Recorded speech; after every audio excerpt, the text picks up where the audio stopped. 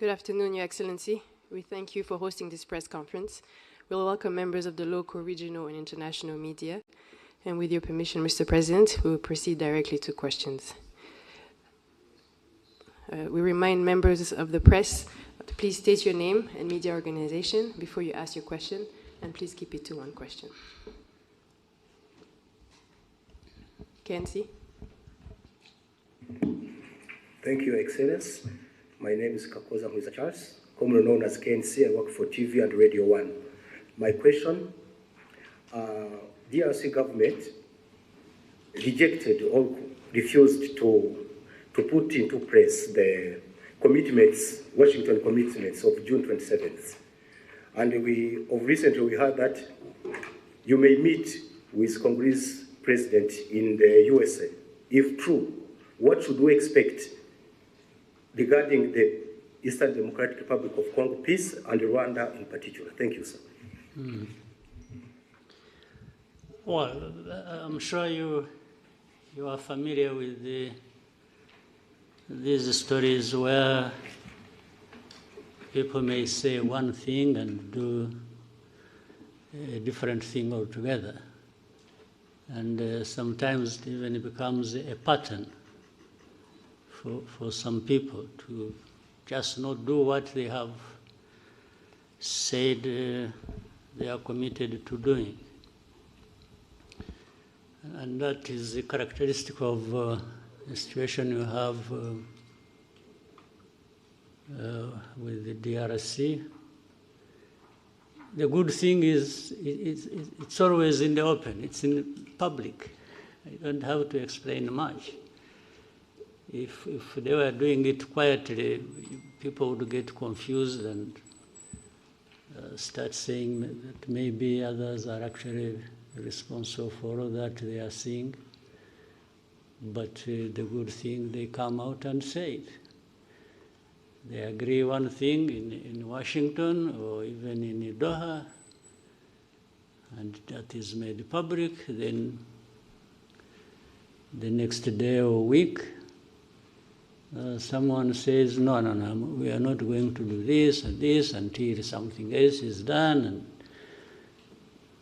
even when what they are referring to has also been under discussion.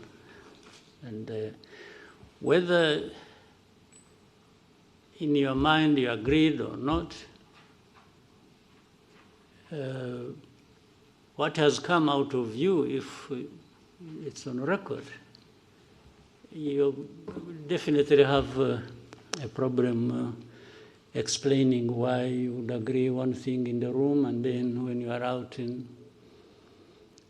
speaking to the media or to whoever, you say a completely different thing, or even renege on what you actually said you are going to do. So that is one part of it. But somehow we've been limping through this all the way. Some things done, others not, others half. And now maybe possibly we with the time taken and effort, we'll find ourselves in Washington, which I should have started with. I think the fact that there is even a possibility of meeting in Washington and discussing or agreeing or signing anything is a good effort. For all the years before, we haven't had anything like that. We have had people come visit us, visit Rwanda and Congo, and rush to the UN and the Security Council and make decisions and make announcements and pass resolutions. That's why in the first years we spent a lot of time on that without really having anything tangible in place. I think this process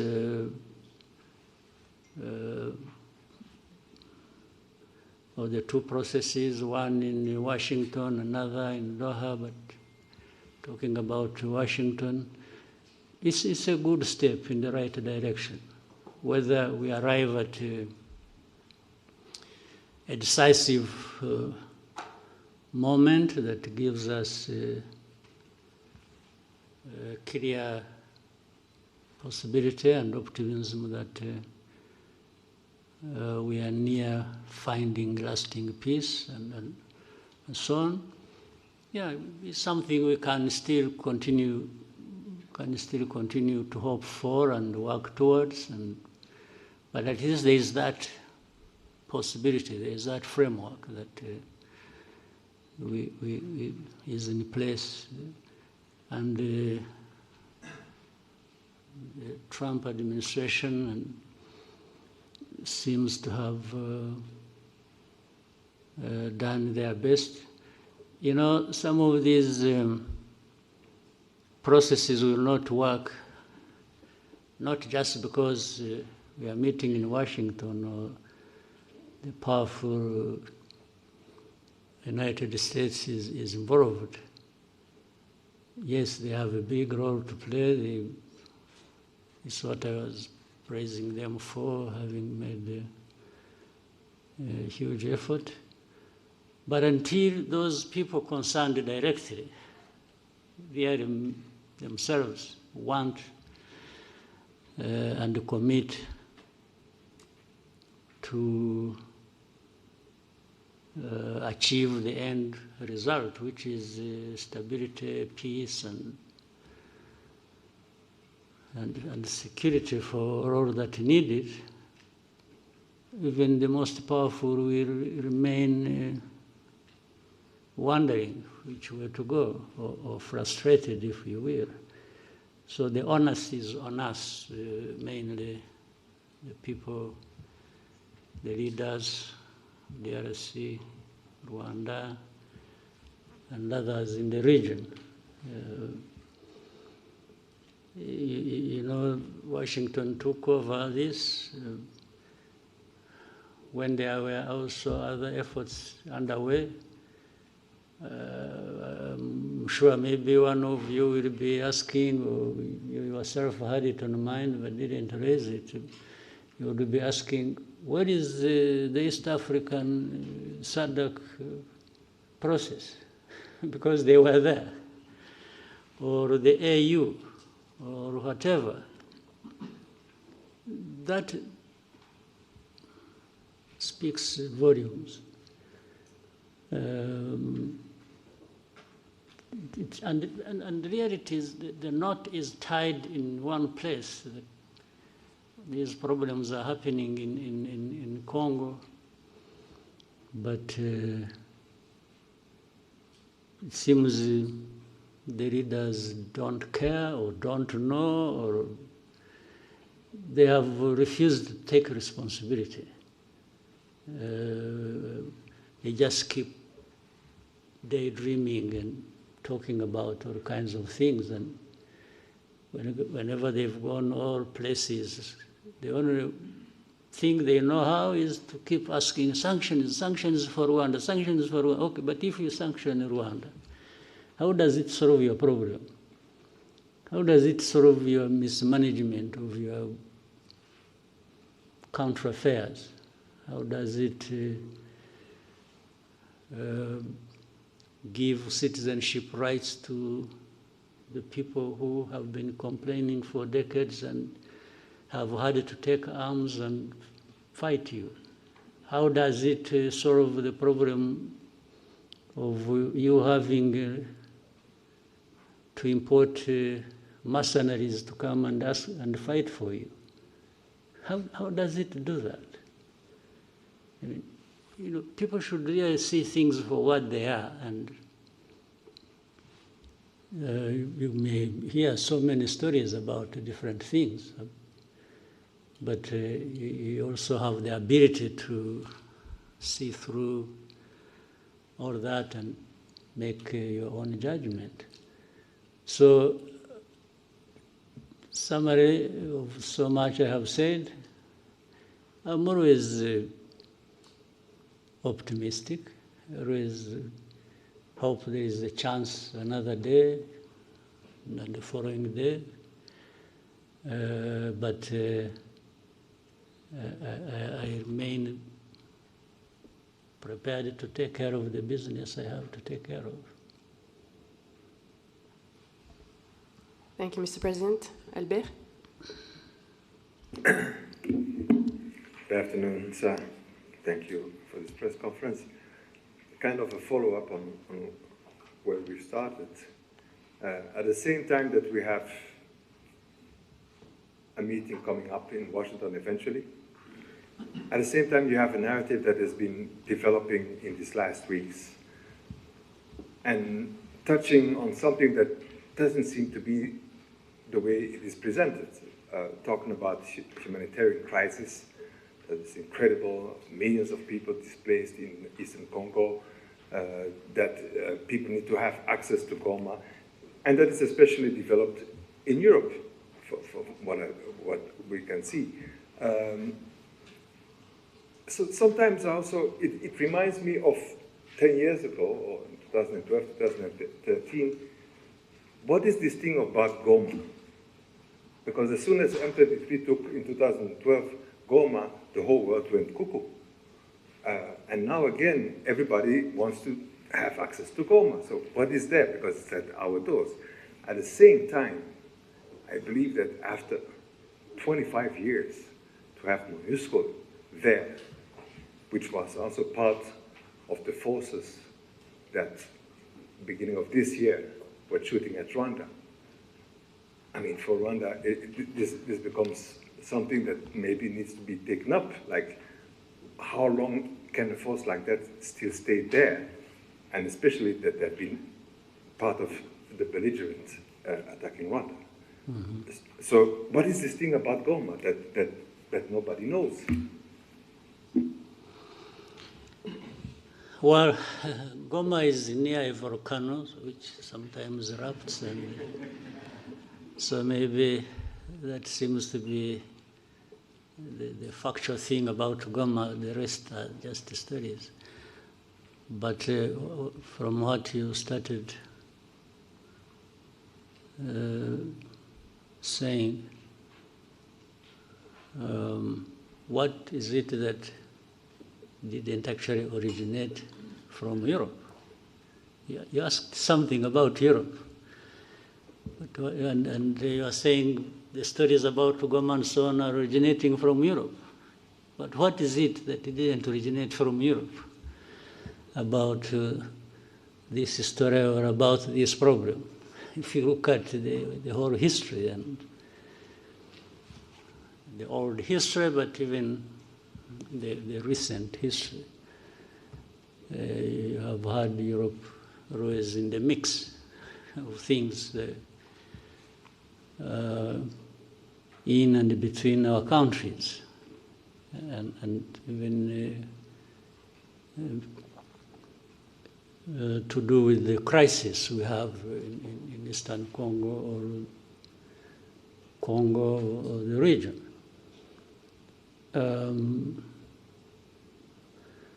For about Goma, I don't fully understand. And talking about humanitarian crisis, yes, there is suffering. There is no question about it. But actually, it seems there was more suffering before the crisis, or at the beginning of it. As of today, I think the suffering is still there, but maybe less than. But to talk about humanitarian crisis so much is to find an entry point, an easy entry point into that crisis, and then shaping it the way some people want, given how they have been relating to this history I'm talking about all along before.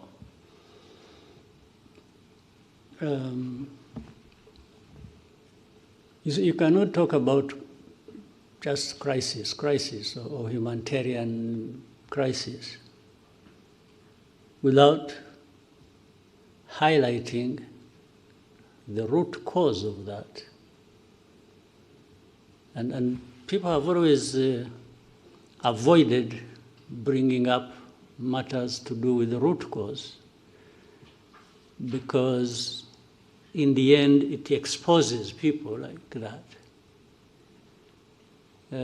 So there is always a way to shape things in a manner that there is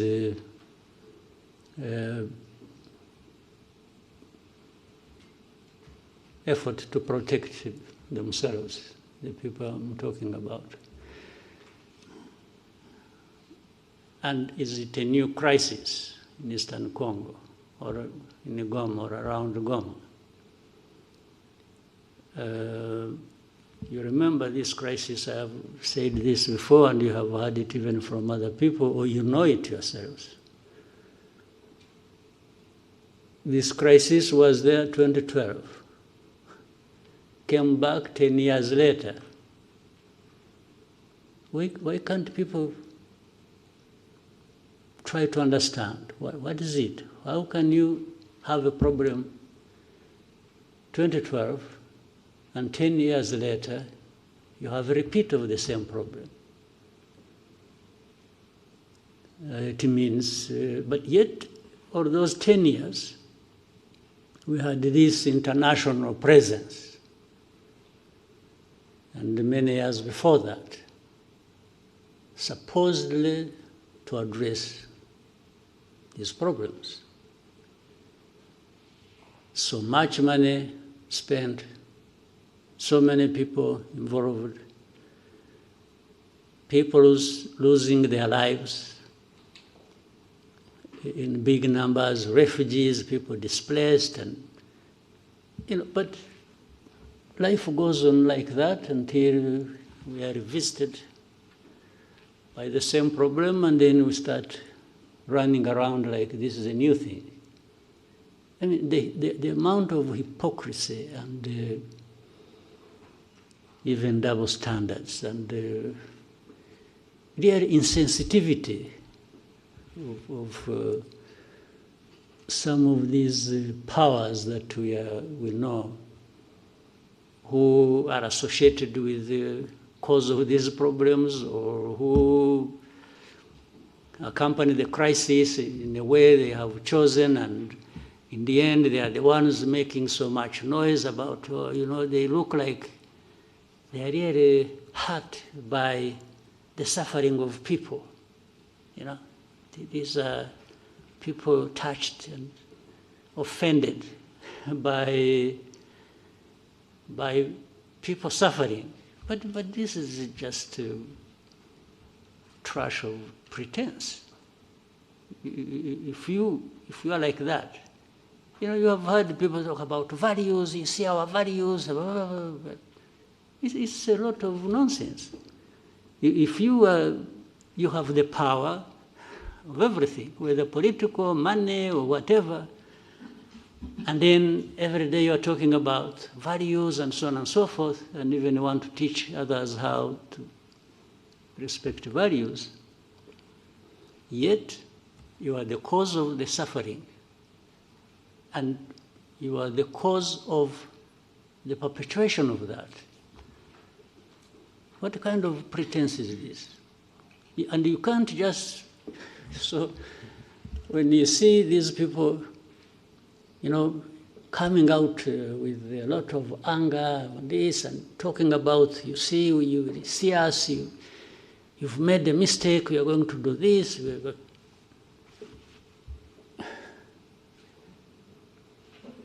In the end, all they are doing is adding more suffering to the suffering that is already there.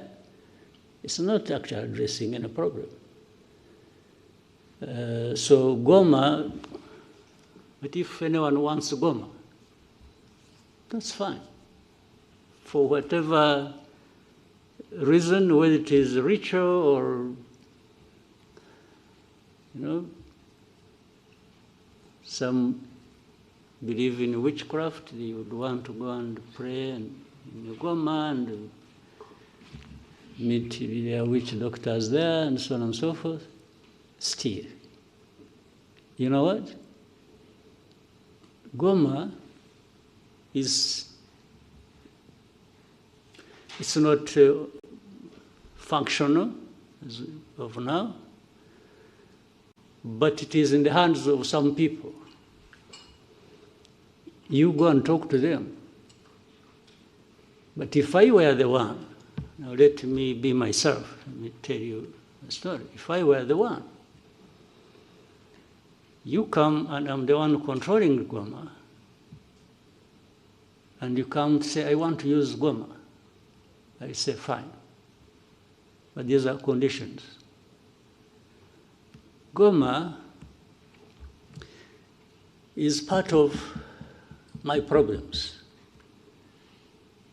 that I face with the government. And now it is in my hands. I will not give it to you until you show me, alongside that, how you address my problems. Well, I may sound speaking for these guys, but I'm just reasoning. If I were the one, you want Goma, you want Kavumu, or Bukavu, or you want the whole of Eastern Congo back, fine. I have no problem with that. It will only come with you addressing my problems. Yeah, you understand? In my long history, in my judgment, that is what I learned over so many years of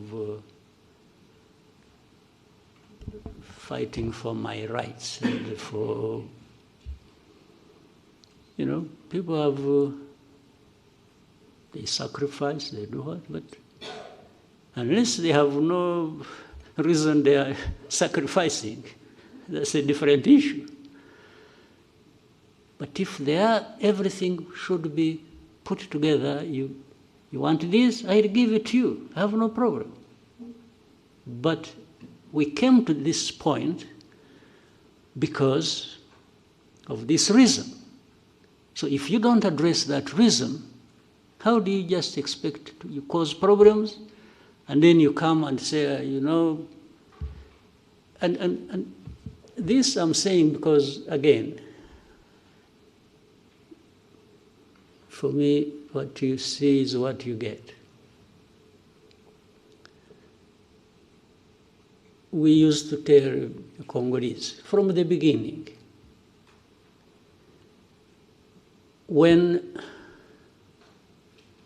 we would be in the discussion and it's like you see leaders behaving like, it's like, you must do this, you must do that, and they are the cause of problems.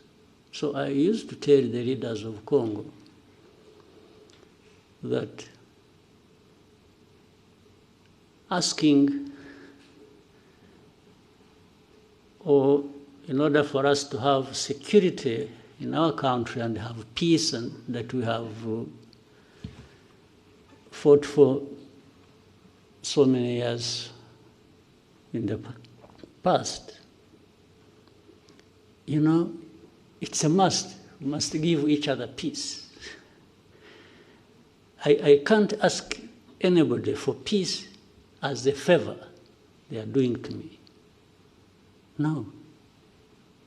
For us to have peace, I beg you, and you have to do me a favor to give me my peace. That's a different world I don't live in myself. I cannot ask anybody to do me a favor to have Rwanda secure or to have my right No, initially maybe I can ask you to do a favor, tactically. I can say, please, I beg you, I can even kneel down if you want. But if you don't give me my right, then it means a fight. We will fight, no question about it. So there is no way, where I'm concerned, you can do me a favor for my right. Who are you after all? Who are you to have everything, including my own right, that you can control? How? Who are you? What gives you that right or power to be able to do that? So I've given you more than you really wanted, but Goma is part of the problems we have in Eastern Congo. And yes, Goma should go back to its operations as an airport. But what is it that stopped it being so in the first place? So you must address that. You want to address humanitarian crisis. I agree. There must be a way of doing it, taking on board the fact that there is what is causing the humanitarian crisis, and that must be addressed. Right? So, anything else about Goma? Well, somehow there is also another side of the whole story that has been kept repeated, especially now it's still alive in Europe. It's about the looting of minerals and all of that. I mean... Again, that is nonsense. Exactly. They looted minerals better than anybody, worse than anybody I know of in history. So would you even listen to that? Minerals? Minerals, they sell minerals in, what is it? In Antwerp, where is? Antwerp. Diamonds. Diamonds. But there are no Do they produce diamonds? Or they have gold, bullions they took long ago and they are adding more? Do they have a lot of gold really? Do they have gold mines? These Europeans? They take it, okay. To make their case even simpler or less than it is, they may even say, no, but the gold or the diamonds or whatever we have is brought by legitimate people, okay? Would you believe that?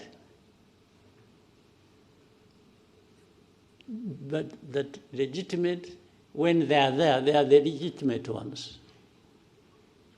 So, but this whole thing, why do you think, by the way, there is something to do with there is an MOU actually we're supposed to be having with Europe, which involves, I think, and a lot has been worked on about traceability and so on and so forth, okay?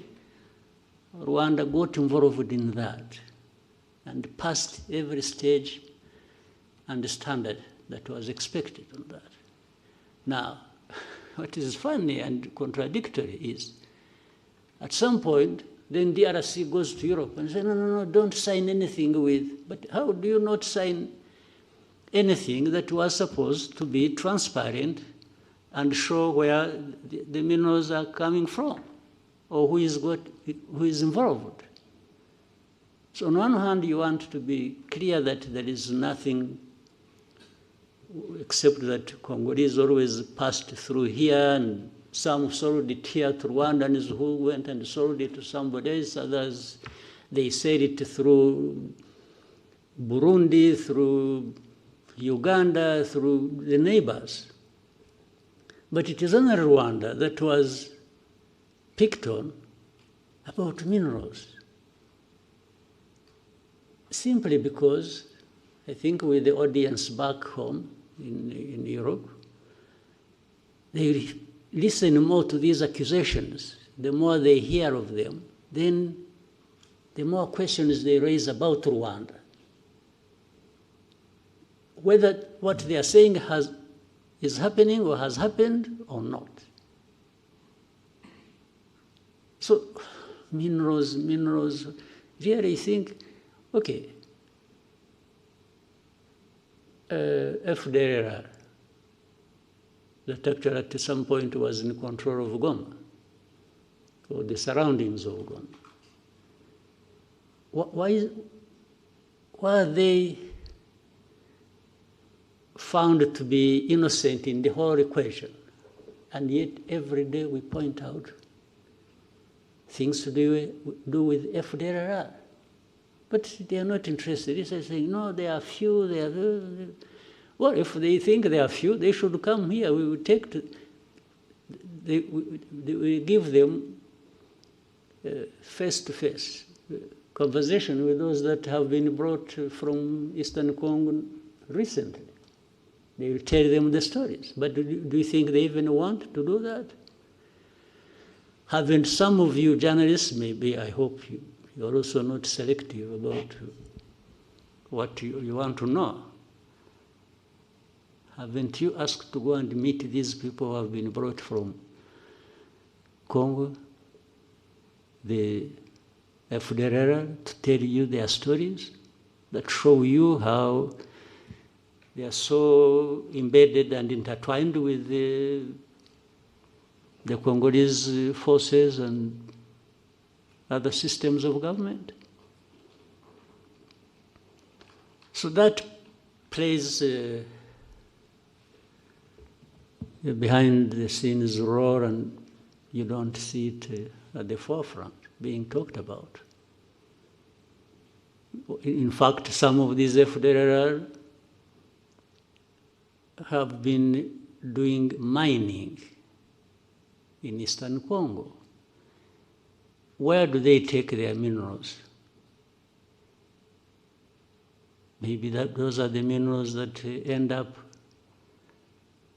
in Europe, but they would rather hold Rwanda responsible based on the stories around minerals. What sense does it make? You know, don't... sometimes we overrate people.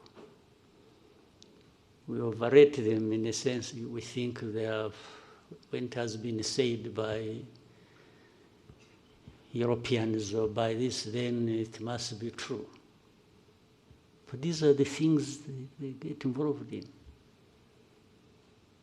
Petty things. And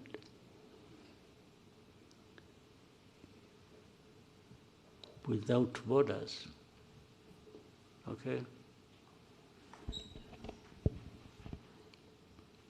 Thank you, Mr. President. We have one more question about Goma from Romain Gras of Jeune Afrique.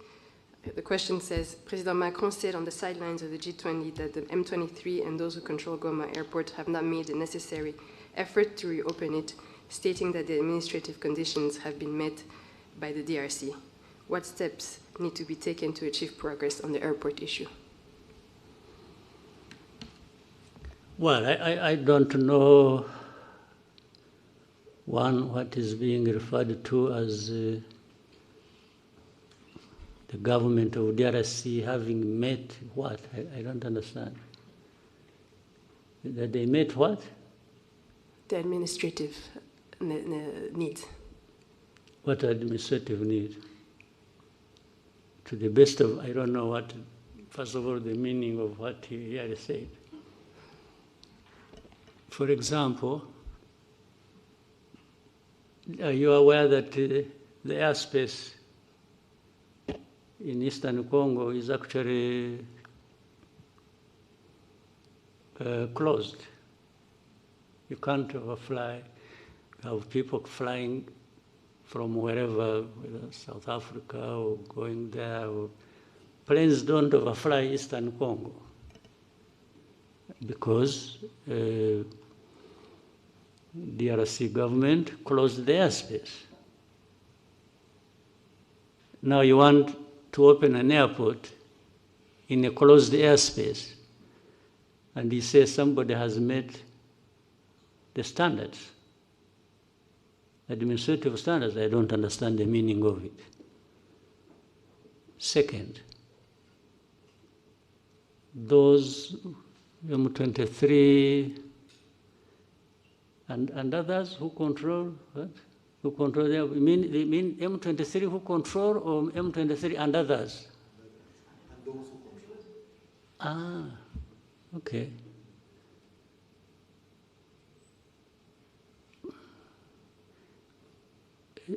Could I equate it with saying, maybe he wouldn't like that, the government of DRC, the FARDC, and FDLR. FDLR actually has a big control in that area. They are being fought every day by the M23, even before those who control the airport come in. So would President Macron wish to say something about FDLR? I don't think so. You know the reason? There is a whole story about FDLR and those others from Europe. We'll talk about the airport, those others who control it other than M23. There are those others from Europe who control FDLR. That's why they are always quiet about FDLR. You see always when issues about Eastern Congo, about Rwanda, backed M23, and then went again FDLR, they are really whispering. They don't even want anybody to hear it. And then for government of DRC, it's some individuals who get involved in these wrong things. It's not the government. I mean, this is selective way of presenting issues and even wanting to address matters sensitive like that based on how you have selected to handle it. I think it becomes part of the problem, by the way. That's why I was saying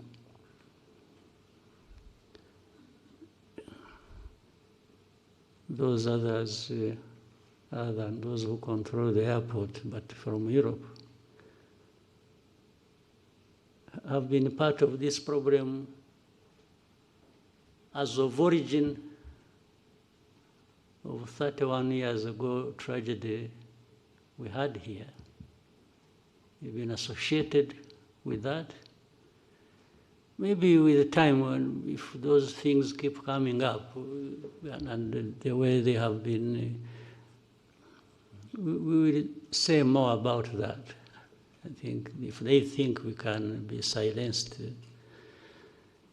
to not talk about their historical role and responsibility in matters of tragedy here in Rwanda, and which crossed into Congo and people there, you see hate speech, you see all kinds of by leaders. And those others in Europe tend to minimize it and don't even want to talk about it. But then they talk about Goma, M23, and the others who control it. Who control both? I mean, I guess they mean who control M23 and who control Goma. Yeah, but there are those others also who control from the same place where the voice came, who control government of DRC and control FDLR. And that's why FDLR, people keep quiet about it. But, well, if they want us to roll back the whole efforts of the understanding of how we should relate based on their involvement in the tragic history of this country and region, they are welcome. Thank you, Mr. President. Next question for Lionel. Thank you, Mr. President. My name is Lionel Nditeli from Pan-African Review. My question will be about Africa's security in more broader terms. At the recent Land Forces Commander held in Kigali, you noted that Africa still faces the world's the most active conflicts, and that the response is constrained by external bureaucracy and decisions made afar, even when speed and autonomy are needed. At the same time, Rwanda's interventions in Mozambique and Central Africa show us what African-led solution can achieve when partners trust each other and act decisively. So in light of these contrasting realities, what do you think are the reforms required for Africa to be able to strengthen its capacity to respond on its own terms? And how do you see Rwanda's interventions or partnership shape that future? Yeah, it's an important question, but very difficult. Again,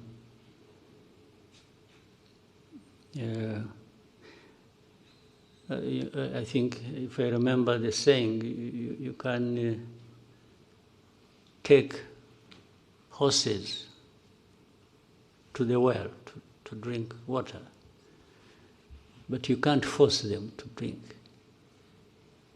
You take them there, but it is the horses to drink the water anyway. If they don't want, you can only stand by and watch, isn't it?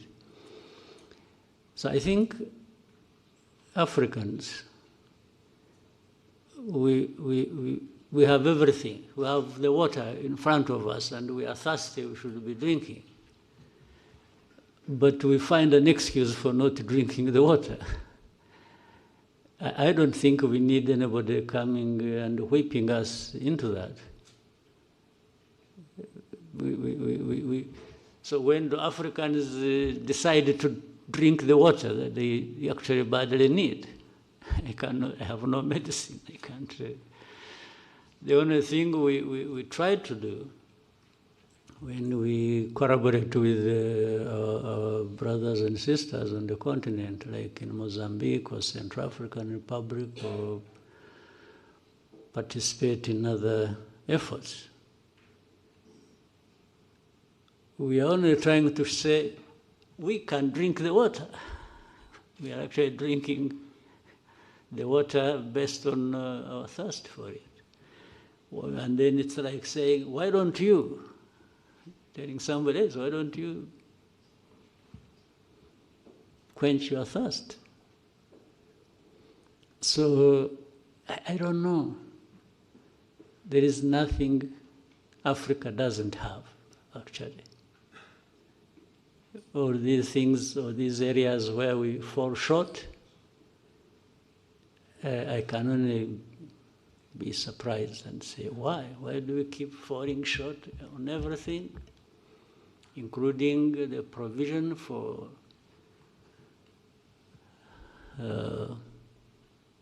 security for our people? When we have the people, we have the resources, we have the knowledge, we have... what is it that Africa doesn't have? Tell me. We have good weather, maybe that's what spoils you. We have... what don't we have? Numbers, we have 1.4 billion people on our continent. So what do we want? What else do we want? Or what do we lack? So that is... it's a pathetic situation.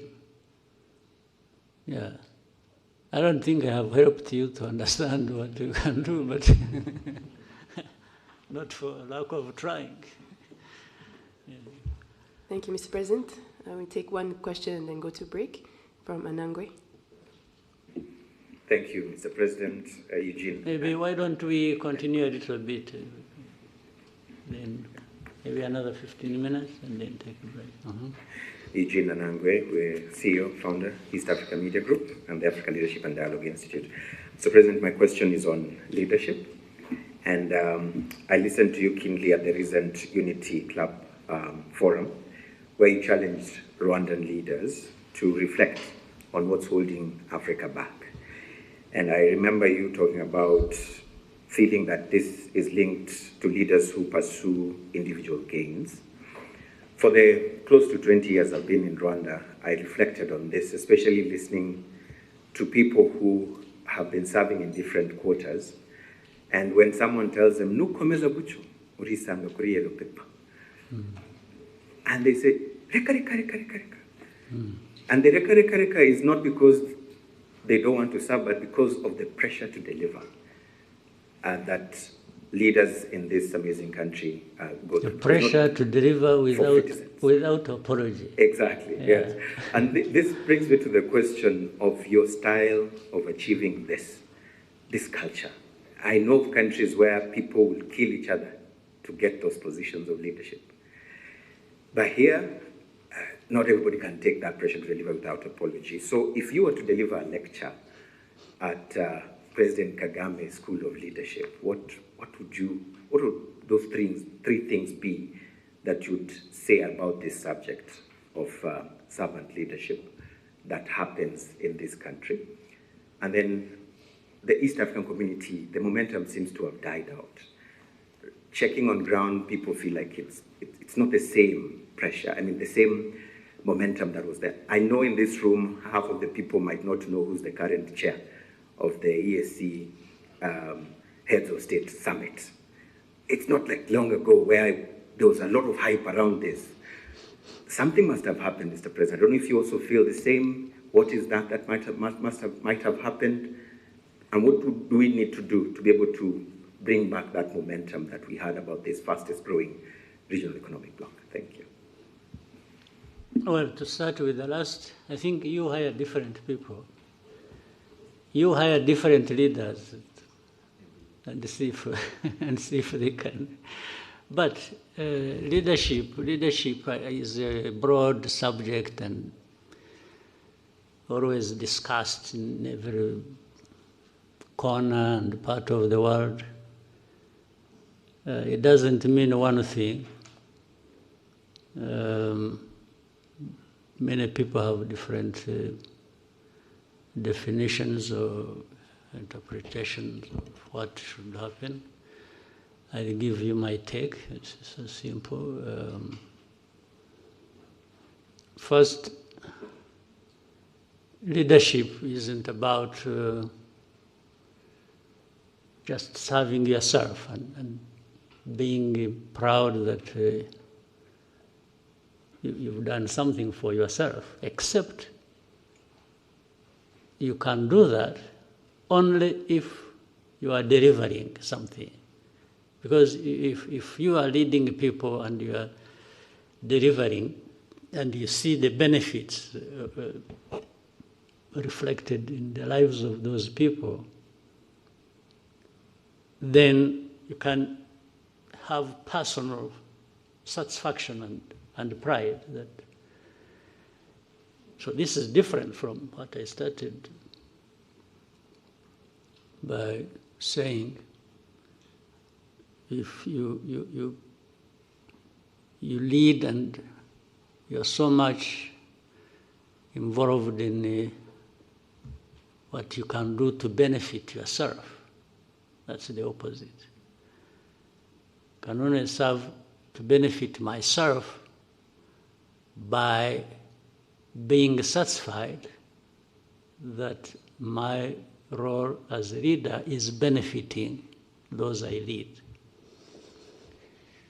Well, but that then becomes the theory, the broader theory or philosophy of leadership.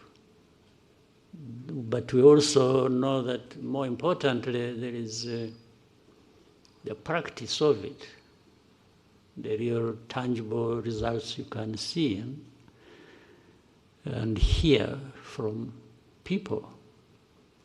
That makes the biggest difference. So with that understanding, which I think many people have, the rest becomes a choice of how you are going to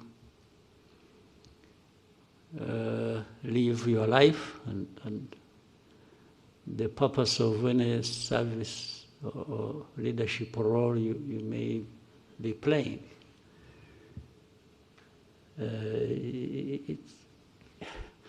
We can learn the theory,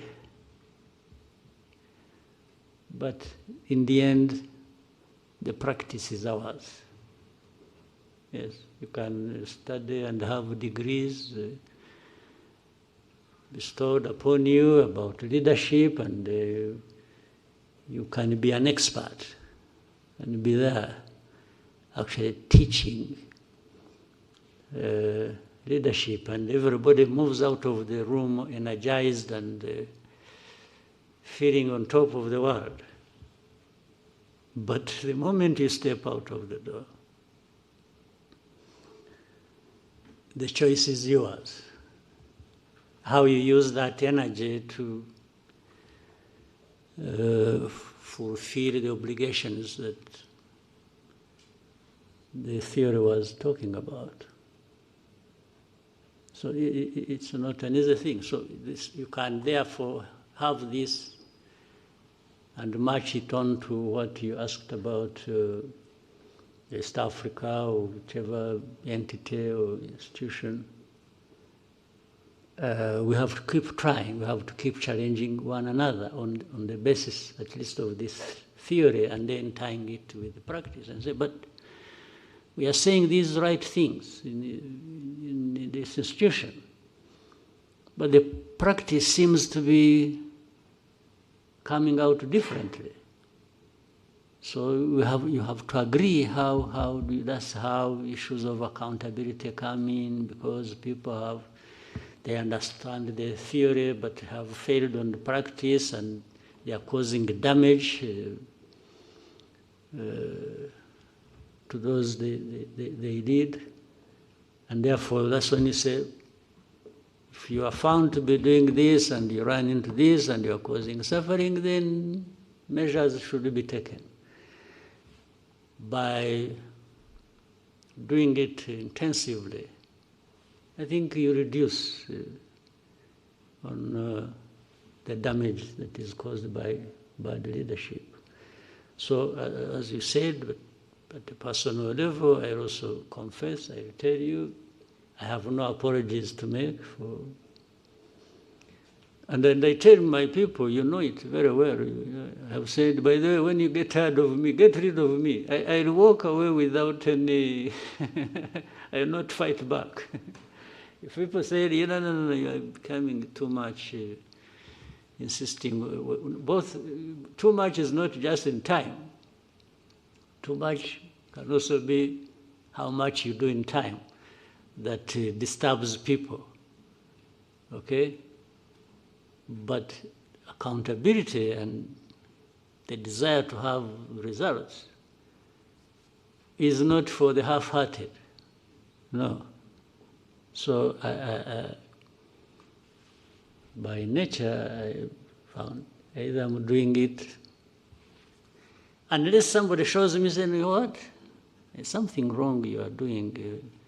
I listen, by the way. I also have ears, I have a sense of trying to listen and learn, but if nobody comes up, and we all agree that what we are doing is the right way to go, on that one I push everybody in my domain as much as I can.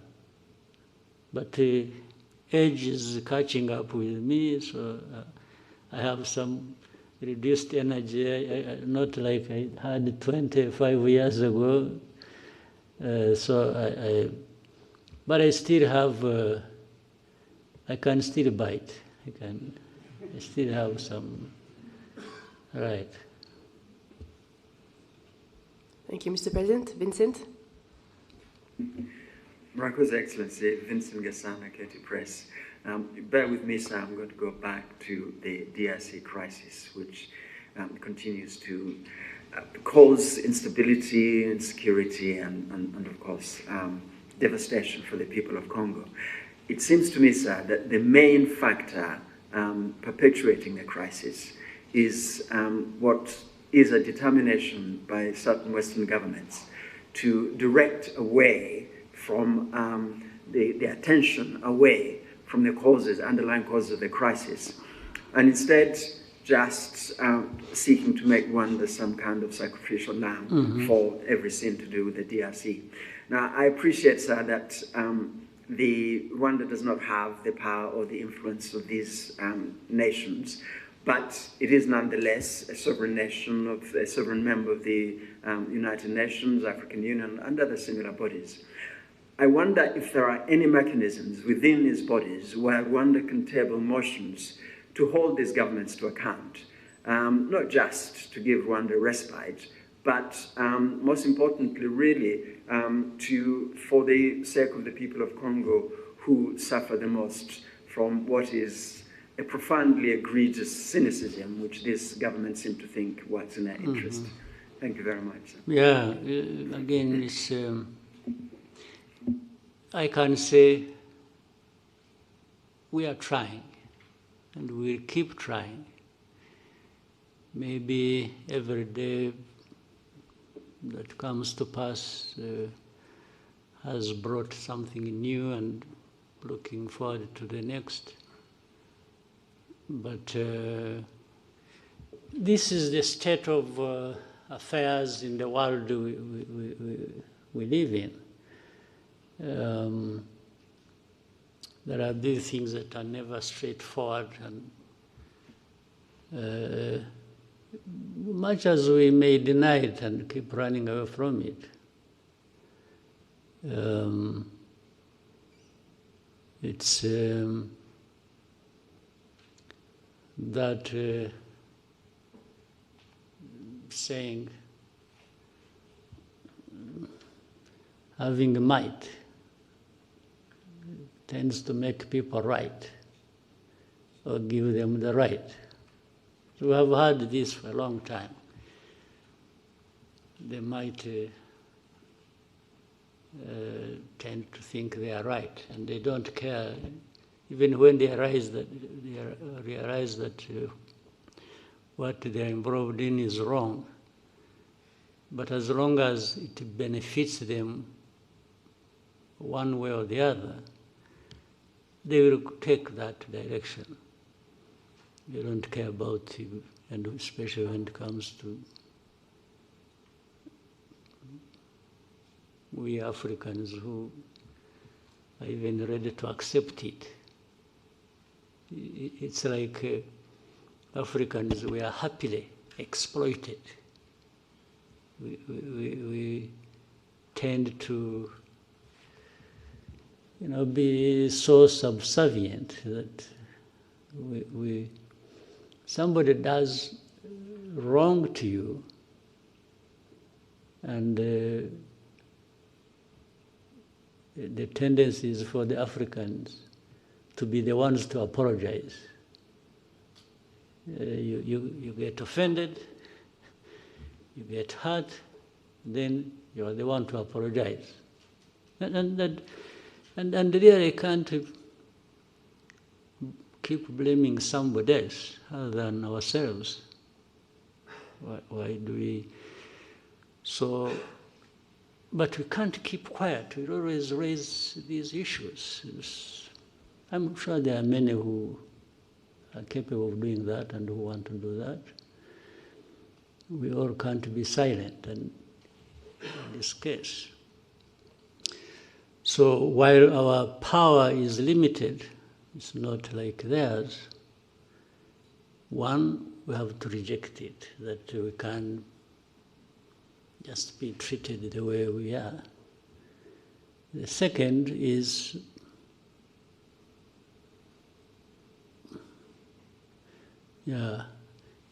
we even have some way of fighting back. Fighting back includes to keep exposing the truth about all these lies and the suffering that is brought upon us, we Africans. Of course, that requires you have to have people who are like that, but then above all, you have to have a coordinated effort. That's why there is always a search for Africans. You are talking about, you are from Pan-African something. Yeah, the Pan-African means really working together, finding like minds to, and not accepting that we can, whether at individual level or at a collective level, we just have to. So there is always a moment, there is always a chance, there is always a place where even speaking up and speaking out makes a difference. That's what we have to do. And knowing that most of these crises, actually, when you look a bit underneath, there are things like this. We are talking about Congo a while ago. There's nothing between Rwanda and Congo and the conflict thereof. There's nothing that is just Congo and Rwanda. Underneath, there is a volcano, yes, that you have to contend with. There are these external factors and actors and forces that are operating. So the moment you are conscious of that and keep finding ways to minimize the damage it causes, I think the better. Mr. President, we'll take one more question coming in from William Wallace of Financial Times. He's asking what is causing the delays to the Washington summit with DRC. If it does go ahead next month, how confident are you in a peace that sticks? Yeah, that's almost like another question I answered earlier, but what is delaying, I can assure you, does not come from or relate to Rwanda. That's I want to confirm that. It comes from somewhere else. I don't know, maybe the one who asking the question can keep trying to investigate, but nothing originates from Rwanda. But the question I answered earlier is, I mean, people, we have had so many meetings. Our delegations have met in Washington, and there is also, I keep bringing back Doha, there is Doha, but they discuss, they are near agreeing something, or sometimes they agree something, and then just out of that place, the next day, somebody is just it's in the open. It's not done quietly. Something, no, I want to do this until you have heard somebody say, we are not going to sign anything in Washington until Rwanda has removed forces from DRC. That becomes, but these are things that have been discussed even before we went to Washington. There was a discussion about that, whether in Rwanda or so. But then you are in Washington, we agree that yes, there are a number of things that are going to be done by both sides, and this is the sequence, and they sign. Our people, delegation, and the delegation from there, they sign. And then after that, the next day, whether still in Washington or back home, they say, no, we are not going to do this until, now they set different conditions other than what was actually done and agreed in Washington. So this is what delays the things. So for us, we've been here waiting. There were many times we are hoping that they are saying that maybe beginning of December, I'm not sure that we are going to meet in Washington. I'm not sure whether tomorrow somebody doesn't say, no. For me, I'm not going to Washington because either last night he dreamt or was told by a priest whether the backward, the old priests or the new ones, that it's a bad idea or it's a bad omen to do this. And somebody just says, I will not go. So what can I do? Yeah. But we are still hopeful that maybe because those bringing us together maybe have some power to move things, but at least for sure they have the intention. So we will wait and keep hoping that it's not just about a trip to Washington, it's about making steps towards finding an agreement that can help us start a process that will bring peace to our region and to our countries. Thank you, Mr. President. We'll now take a 15-minute break and come back. Maybe 15 minutes or even 10, and then we... But you forced me into a break. I welcome it, and I welcome it anyhow.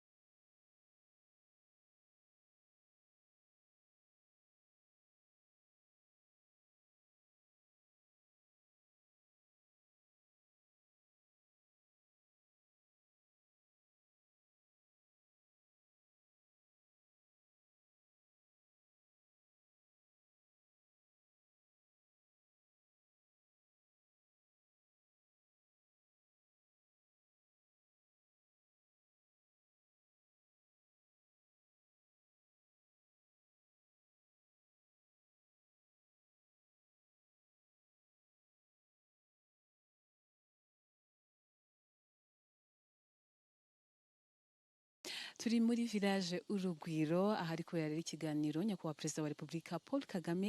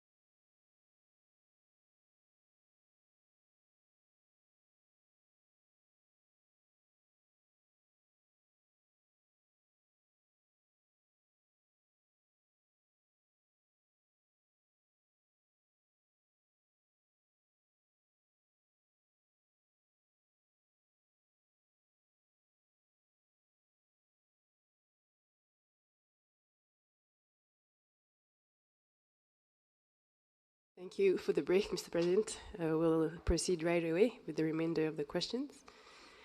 Let's start with Lacroix. Hello, Mr. President.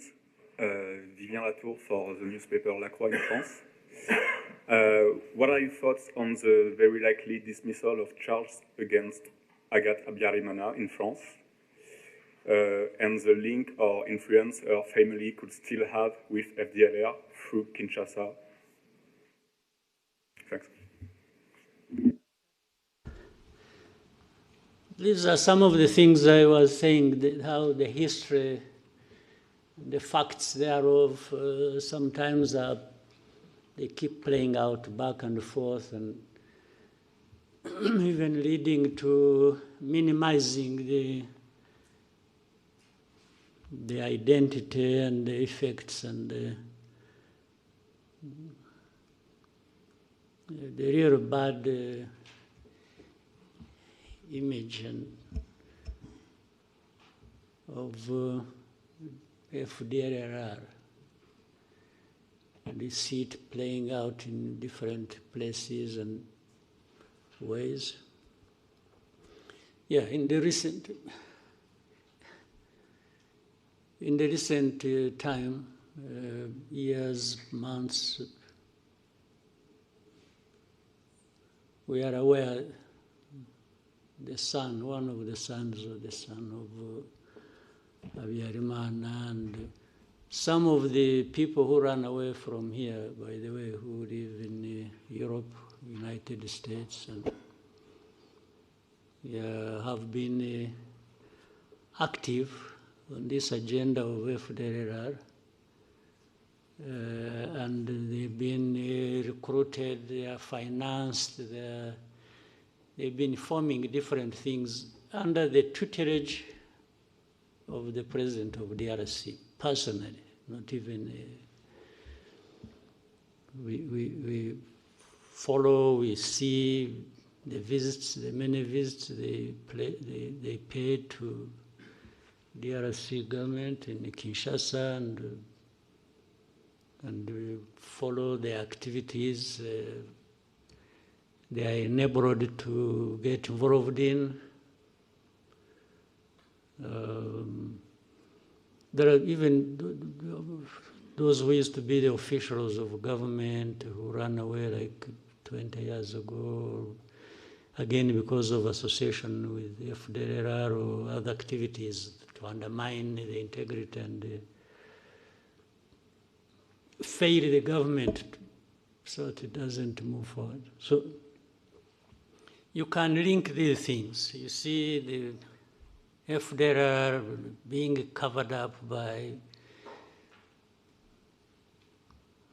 some authorities in Europe and elsewhere, then the family of Agirana and individuals who were active in what happened in the tragedy, like his wife, and they are in the courts of law, the cases are treated the way those powers decide.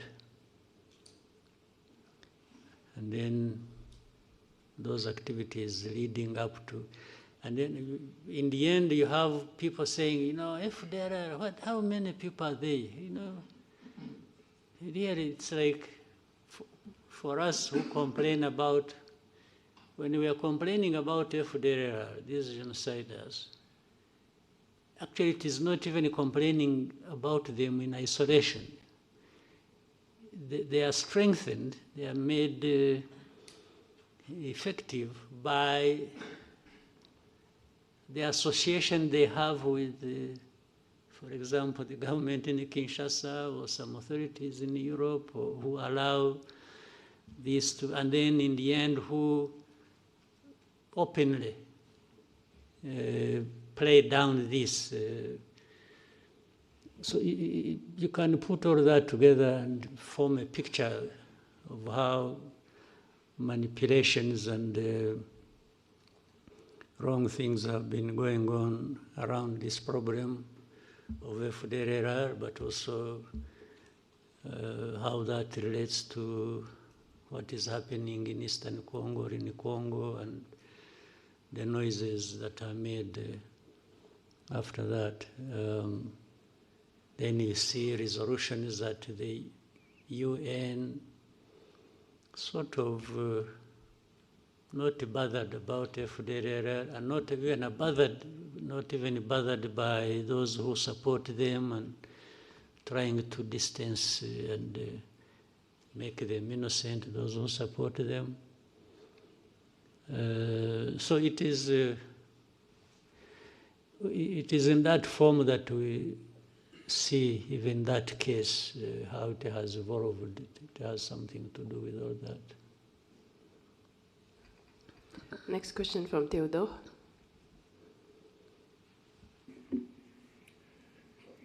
Hello, Mr. President. Theodore de Queiroz. I'm a French journalist based in Rwanda for Le Monde and the AFP, and also TV5 Monde. You spoke about association between FDLR and Kinshasa. Could you share us more information about the association? Do you have any clue of that? But also, can you help us to assess the FDLR threat in Eastern Congo in terms of number and firepower? Also, as dismantling the FDLR group seems to be one of the key of the Washington Peace Agreement, when will you consider that this group is dismantled? Thank you. Well, everything I have said, even here, about FDLR and those who they are associated with, explains that. I don't know whether I just have to repeat myself. In fact, I even talked about how there has been talk about numbers as a way of making it the easiest way to give you numbers, if you operate here, maybe you should find time, they give you access, you talk to these people who have been captured and brought here among the leadership of FDLR, so that you talk to them directly. They give you. But again, the issue of numbers.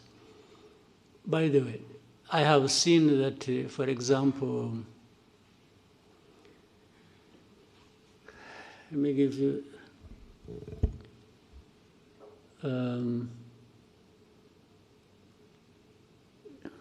you know, in Congo, there are different forces. Let's say there are forces of Burundi, big numbers actually. Last time, since we talked about Goma, that even before, just before Goma fell, Burundi had in Congo over 10,000 troops on the ground.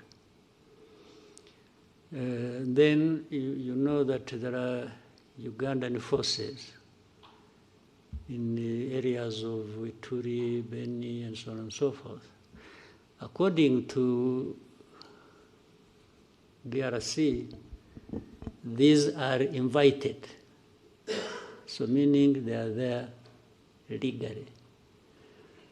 But for the forces, for example, of Uganda, one of the reasons they are legally there or invited is to do with these groups of ADF.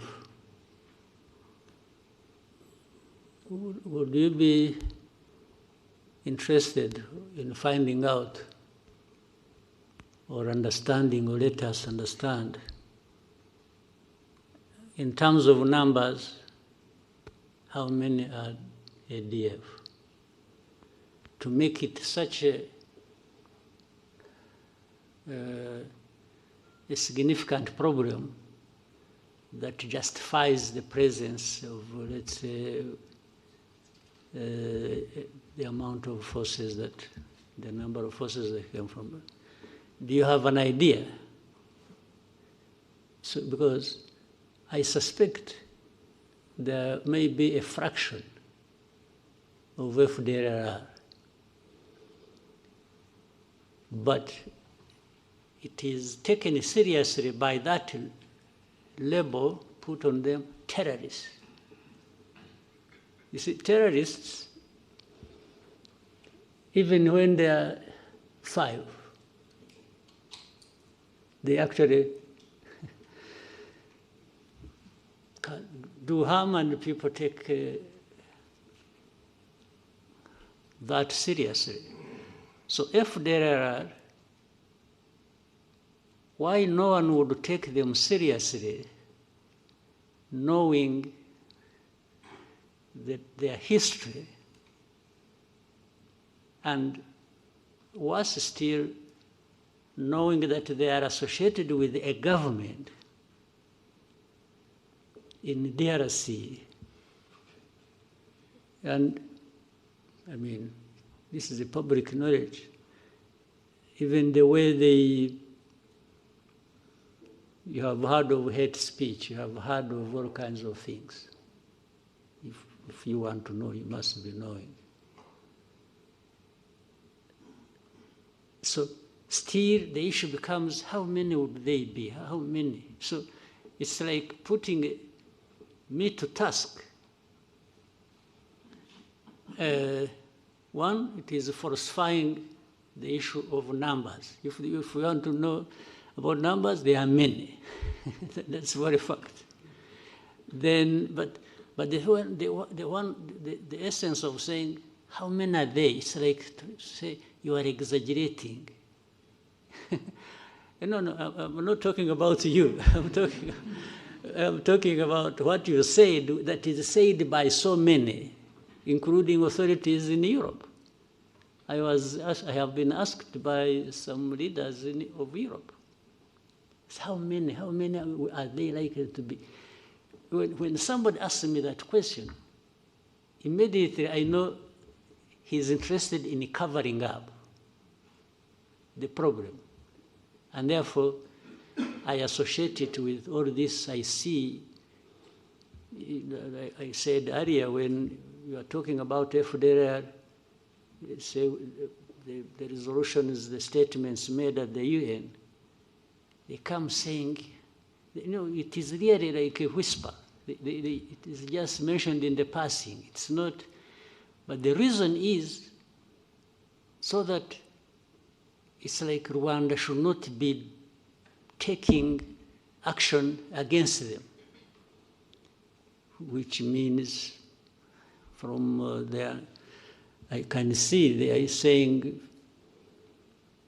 they are not connected with the whole history or even their responsibility in what they did here. Well, by the way, they have also questioned even numbers of those who were killed in the genocide. It says moderate this and the others are just mentioned in the passing. It becomes an issue of moderate people who died. It's not about the mass of people who were killed in the genocide. This has been a subject of discussion and debate unnecessarily, in my view, for such a long time.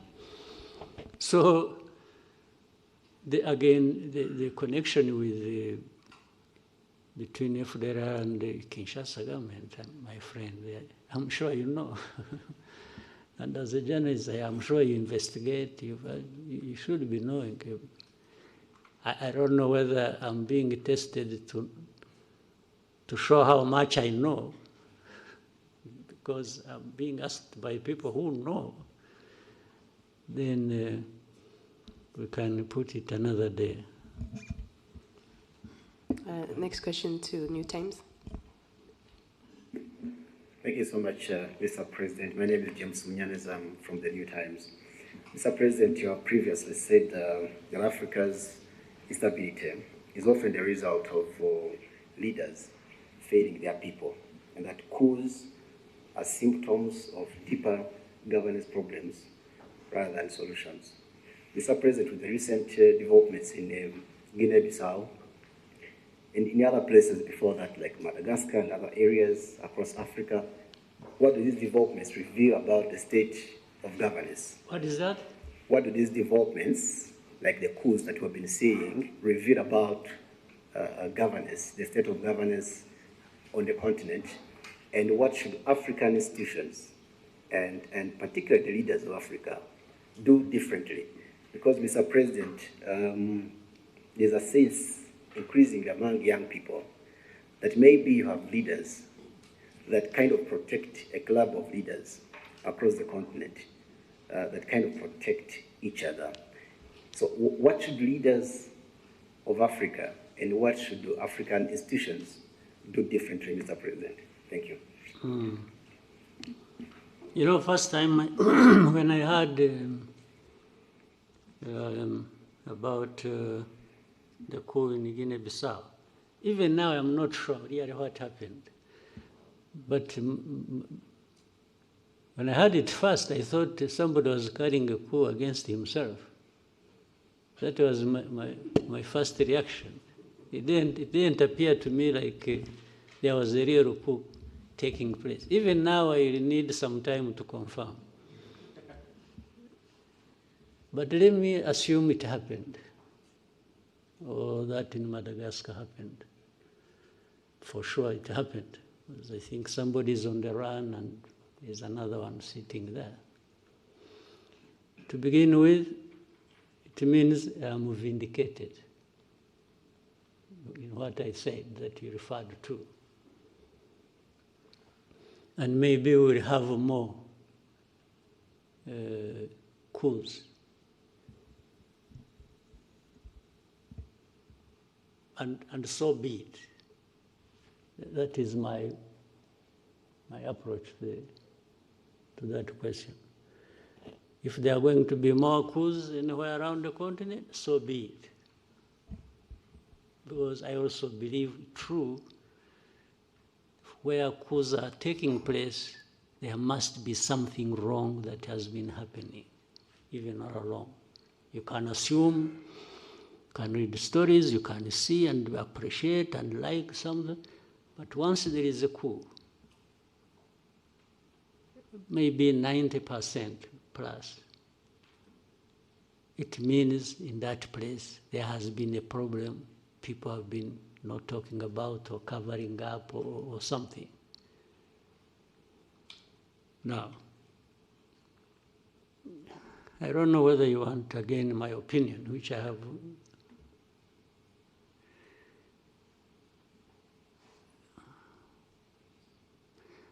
Because what is interesting,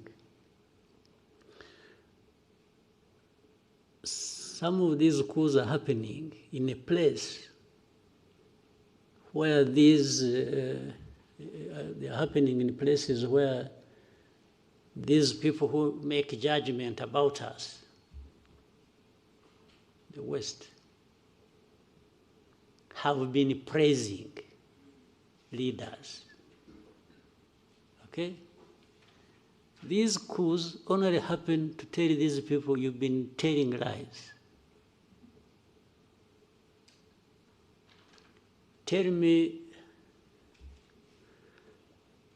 and maybe you can think about it and investigate and find out later, you'll tell me later.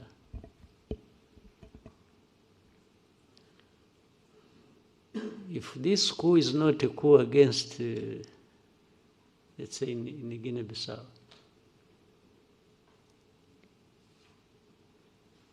what do you know about Guinea-Bissau that tells you, you know what? Such a coup should not have happened. What is it? Because, or even go to Madagascar and tell me, you know, the way I know Madagascar, the way I've seen, why should the coup have happened?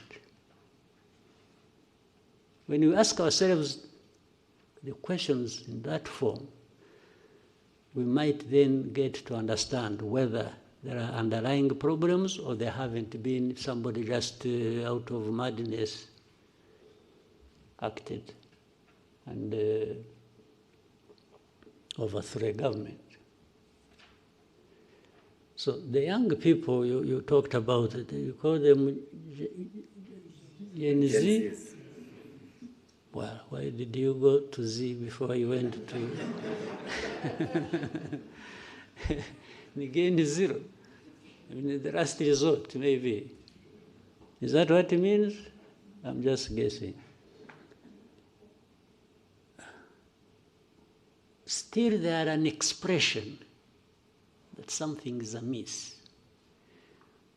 It may not even mean that they are always right. You see? But I would rather than, for those of us who are still around and don't want to be overthrown, we may need to find a way of making these young people responsible also, so that they feel they are part of, and therefore no need to overthrow. You see what I mean? Because there are so many, they can't all also be operating recklessly, collectively.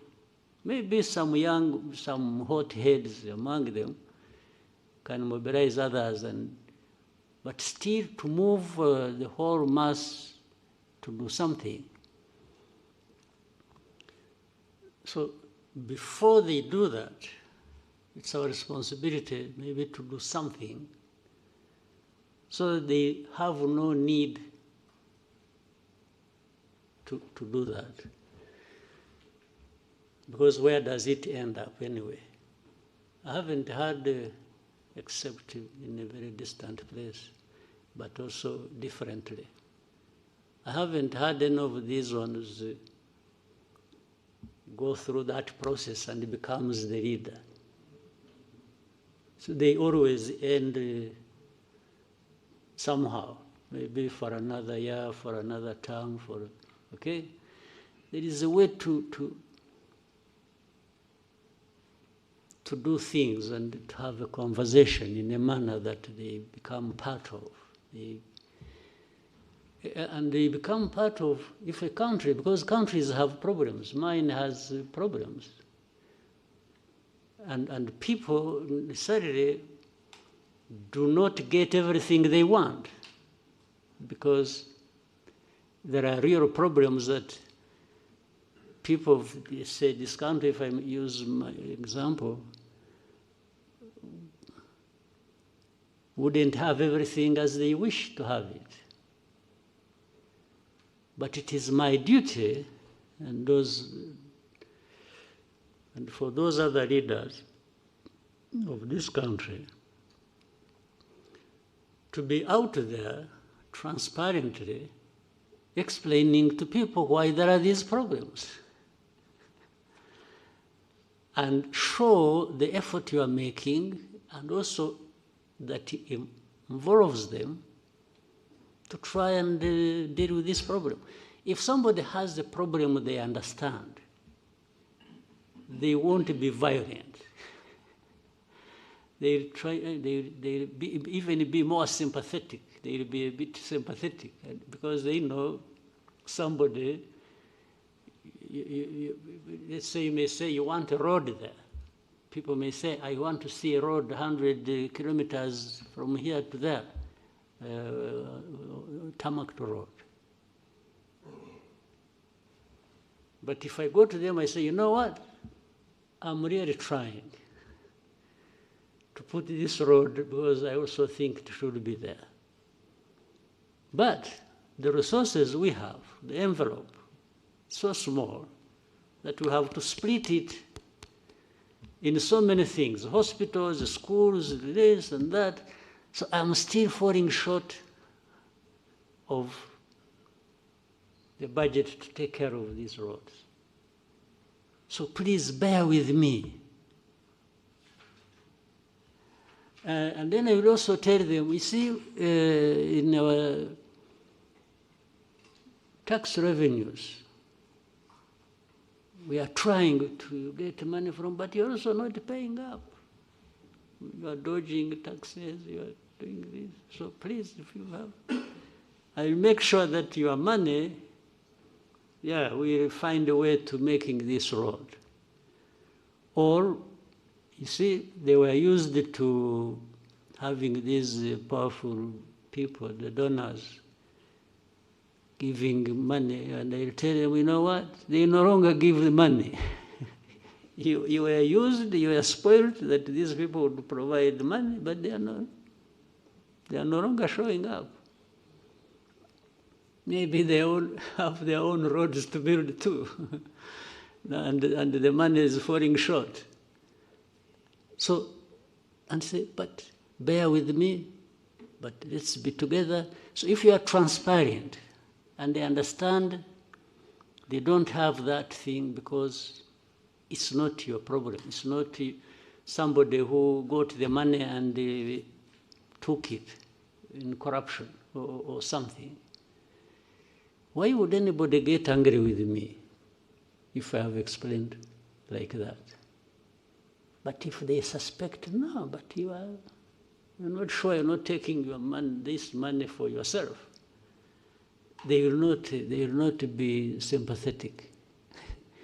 They may even tear me eyes and laugh and clap and like they have listened to me, but in their hearts, they are keeping a grudge with me. Yes. So one day they will show up on the street. If it's the road, it's a hospital, it's this, it's that, and then later on they get news about this man who is not, he's building a castle in Paris or in Brussels or in New York. They will come for your throat. Yes, they will. it becomes only a matter of time. They'll come for, they'll come at you and you'll face it.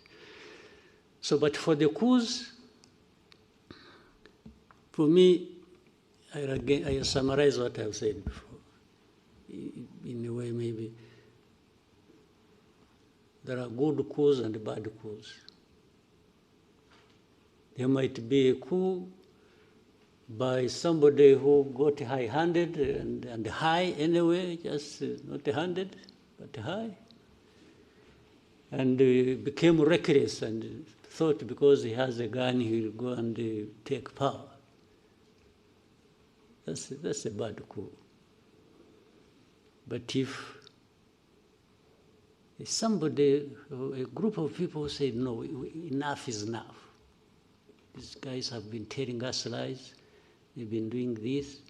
They're enriching themselves. They are cheating us. We can't have it anymore. It's stinking. And they go for whatever form they do it.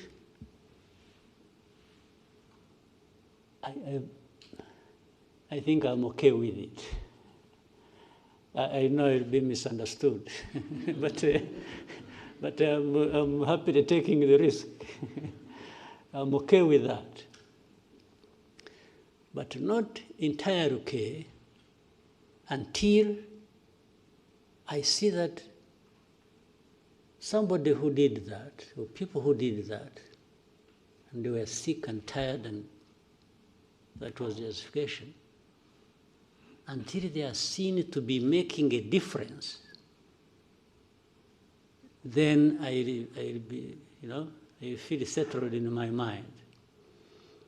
But if you come and do the very things you overthrew people for, or do worse, then why did you carry out the coup?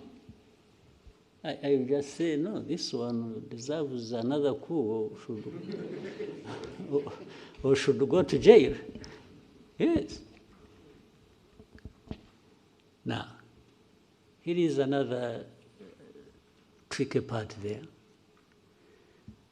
You see, there are these coups, people really have a knee-jerk reaction about coups.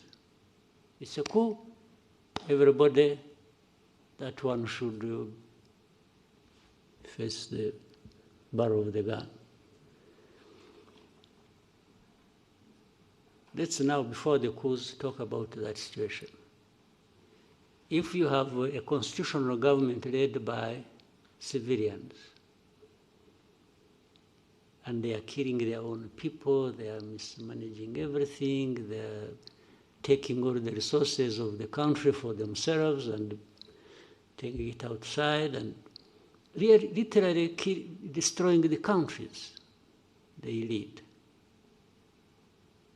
And then there comes an election after 4 or 5 years or whatever. You know what happens? People should also get tired of this. If you have that record, if you have that history, should it be automatic that you should continue just because you are a civilian and even when you cheat elections? Do you get it? Because it has almost become automatic that if you are there, you are sure of winning the next election. Okay? Even when you are doing all these terrible things to your own people. So, is it justified to say, yes, this one, even to say at least what? At least he's a civilian, or at least he kills few people, or fewer people, or what? Do you really, can that be a justification? Now, when I'm saying that, there should therefore be a mechanism, maybe at the African Union level, to also hold people, the civilians, who are messing up their countries and who are cheating elections every other day, and they keep going just because they are civilians and just because they are. But the Constitution does not provide for you to cheat the elections, does it? Again, there's a funny example in our neighborhood. This Congo we are struggling with, we are talking about. This man who raises the whole world and causes all kinds of troubles. When was he elected? No, you seriously, you here, tell me when. First time? The second time? No, you are silent, but you should be giving, you must be knowing something. But the first time, he was just handed over by his friend. Somebody should have had won. This is public knowledge. In this one, there was a smoke screen here about election. But elections did not happen. In fact, you are likely to have a third one. It's coming. There's another third time it's coming back under the same fraudulent thing. But when you see these people who talk about democracy, about everything, and it's like they're the first to send messages, thank you very much, congratulations, and even when they are privy to this information, they know it. Sometimes maybe they even encourage them to do it. They give them a call in the evening and say, you know, please, by the way,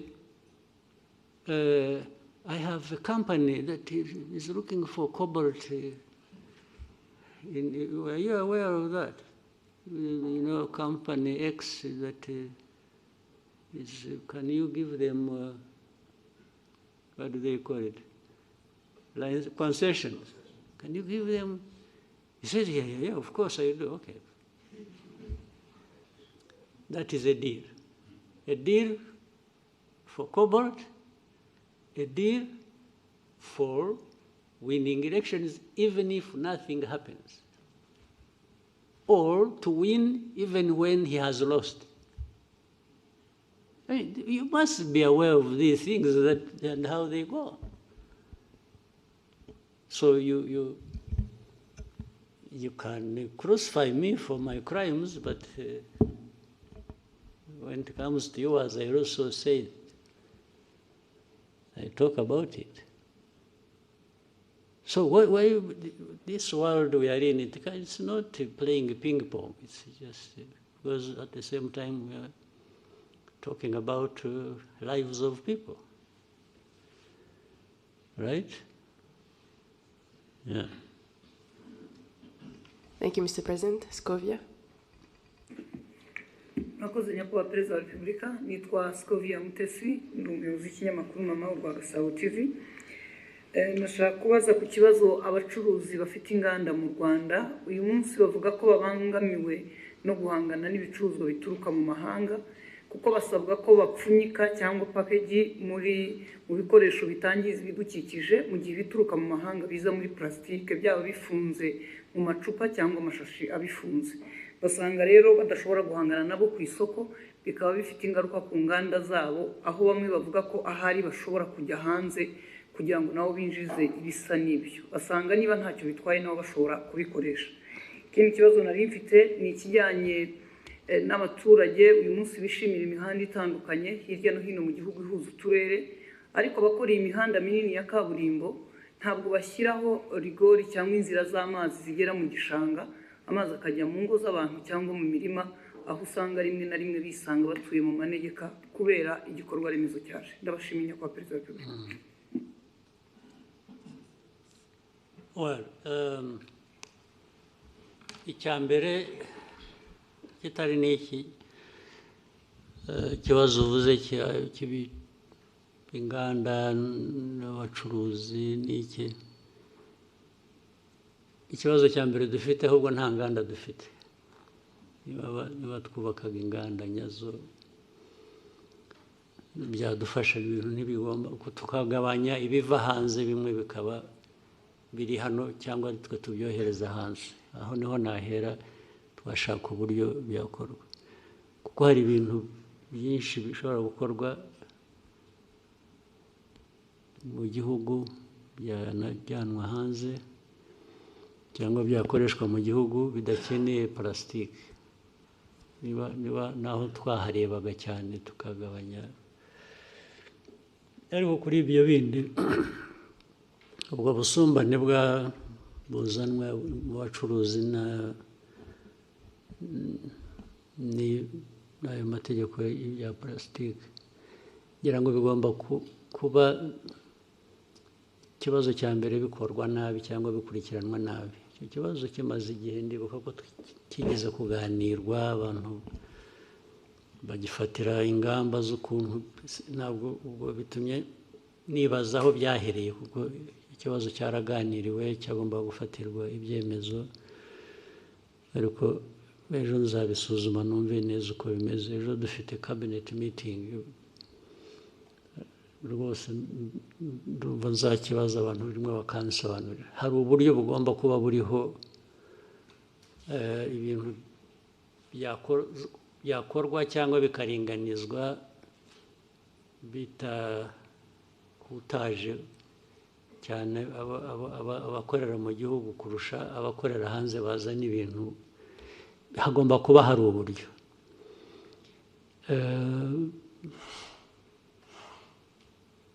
ntibivuze ngo dukwiriye kurekura noneho kuko nabyo uko byari bimeze twasanzemo harimo akamaro kanini harimo inyungu nini ibyo kuvanaho za packaging ibintu bya plastique ariko abantu babisuzumye neza bashobora no gushyiraho ingero zitandukanye ibintu bimwe byakorerwaho cyangwa uburyo byakorwa bikagabanya ubwo bukana bw'abantu batakaza imari kubera ko ibiva hanze nabyo bikwiriye kuba bifite uko bihera babyongeraho amafaranga kubera iyo mpamvu kugira ngo nkuringanize n'uwo mu gihugu wishyura ibirenze kubera ko we yabikoreye mu gihugu byose ushobora kubishyiraho rwose taxi ari ukoresha hano nta bundi buryo agomba gukoresha plastique nashyiraho taxi ariko byagera kubivana uzana plastique ayivana hanze nko kuba kabiri ibyo byose birashoboka hari uburyo bwinshi umuntu yagenda bisuzuma akabiringaniza kandi udatakaje icyangombwa cyo kuvuga ngo tugomba kugabanya plastique kuko bimaze imyaka 20 ngira ngo bya plastique bikora ntaho mbona byahungabanije igihugu mu mikorere cyangwa nubwo bigomba kuba bifite abo byagiye bibangamira ibyo rero byakosorwa hanyuma ikindi cyari iby'imihanda urumva ni nk'ibyo nabyo ni nk'ibya plastique wari uvuze imihanda ubwo impamvu abantu bakora batyo nabi bituzuye bikangiza ni ukutabikurikirana kandi nitwe bigomba kuba biturukaho kuko ari ugiye gukora umuhanda umuntu wa mbere utanga ibigomba kuzuzwa n'inde ni twebwe dushaka imihanda niba twarabitanze hariho cyangwa hatariho uburyo bwo gutwara amazi ikibazo ni icyacu niba twarabitanze nabyo uko bakora imihanda tubifite umuntu akazaza akavuga ati umuhanda mwanshinze narawukoze nararangije nimunyishyure, bakamwishyura akagenda batabikoze, ni twebwe, ntabwo ari abakora umuhanda. Ngo ni ikibazo cyacu kigomba gukemuka, nacyo byanze bikunze. Uzampa ingero gusa zimwe nakuzimpe, kuko ibyo byombi ndashaka ku, hari inama y'abakuru ba minisitiri ejo hari urugero nyakubahwa Perezida wa Repubulika, umuhanda Kigali Bugesera, abaturage batuye munsi kandi ubona ko hari amazu afatika abantu bubatse neza, ariko hari za ruhurura ziza zitangira ari umugende w'amazi bikarangira bibaye ruhurura, abaturage basabwa kuhimurwa, leta igatangira gutanga ingurane aho kugira ngo ibe yarayoboye amazi agera mu gishanga. Icyo kigomba gukosorwa, byo nabyo byanze bikunze. Thank you, Mr. President. Divan, RBA. Maybe I'll try to shorten my answers so that we don't spend the whole day here. Murakoze nyakubahwa Perezida wa Repubulika, nitwa Divan Uwayo, nkorera RBA. Nifuzaga kubabaza ubushakashatsi bwa 14 bw'urwego rw'igihugu rw'imiyoborere. So while I want to shorten my answers, shorten your question. So that we can have more people. Yes, Excellency. Nari nkomoje ku bushakashatsi bwa RGB bugaragaza uburyo abaturage bashima cyangwa banenga inzego z'imiyoborere zitandukanye, aho bugaragaza ko bashima urwego rw'umutekano ku kigero kirenga 90%, ariko byagera ku rwego rwa service runihariye igice kigera hafi kuri 50% by'umusaruro mbumbe w'igihugu, ugasanga nicyo gice kinengwa cyane, haba service za leta haba n'iz'abikorera, kuko hamwe urwego rwa service abaturage ubwo kandi namwe murimo nawe urimo n'abandi komeza. Hanyuma nyakubahwa Perezida wa Repubulika, twifuzaga kubabaza, musanga habura iki ngo imitangire ya service haba mu nzego za leta n'iz'abikorera ibe myiza kurushaho, dore ko ari urwego rufashe runini mu cyerekezo cy'iterambere ry'igihugu? Icyambere, abo batanga serivisi mbi bagomba kwiga kubwirwa kunoza serivisi batanga. Icya kabiri, abanyarwanda muri rusange mukwiriye kwanga guhabwa serivisi mbi ukayishyurira, ukagenda utanavuze, ugomba kubyanga. Icya gatatu, ni mwebwe kugira ngo tumenye amakuru habeho accountability. Nawe umunyamakuru bishyire hanze ubimenye, uvuti bari bamaze kutubwira umuhanda, urugero umuhanda aho ibintu byiza, amazi yangiza umuhanda, yangiza amazu, n'icyo rwo n'urugero. Nawe butaha serivisi mbi wayiguhaye ninde? Ahangaha ukavuta ahangaha batanga serivisi nabi, even nk'umunyamakuru, ariko murabitinya, murabiceceka mukabihisha, cyangwa mugashyiramo abo mufitanye amasinde gusa, abandi mukabihorera. Hari abo mutavuga, mukavuga ababoroheye cyangwa ababangamira ku bindi, ariko mukwiye kubishyira hanze uko bimeze. Hanyuma cya kane, inzego za leta zigomba kubikurikirana nazo ndetse ubwazo, kuko zirimo, nabwo zitabikurikiranye nabwo bafite abababaza, ubwo bakwiye kubibazwa.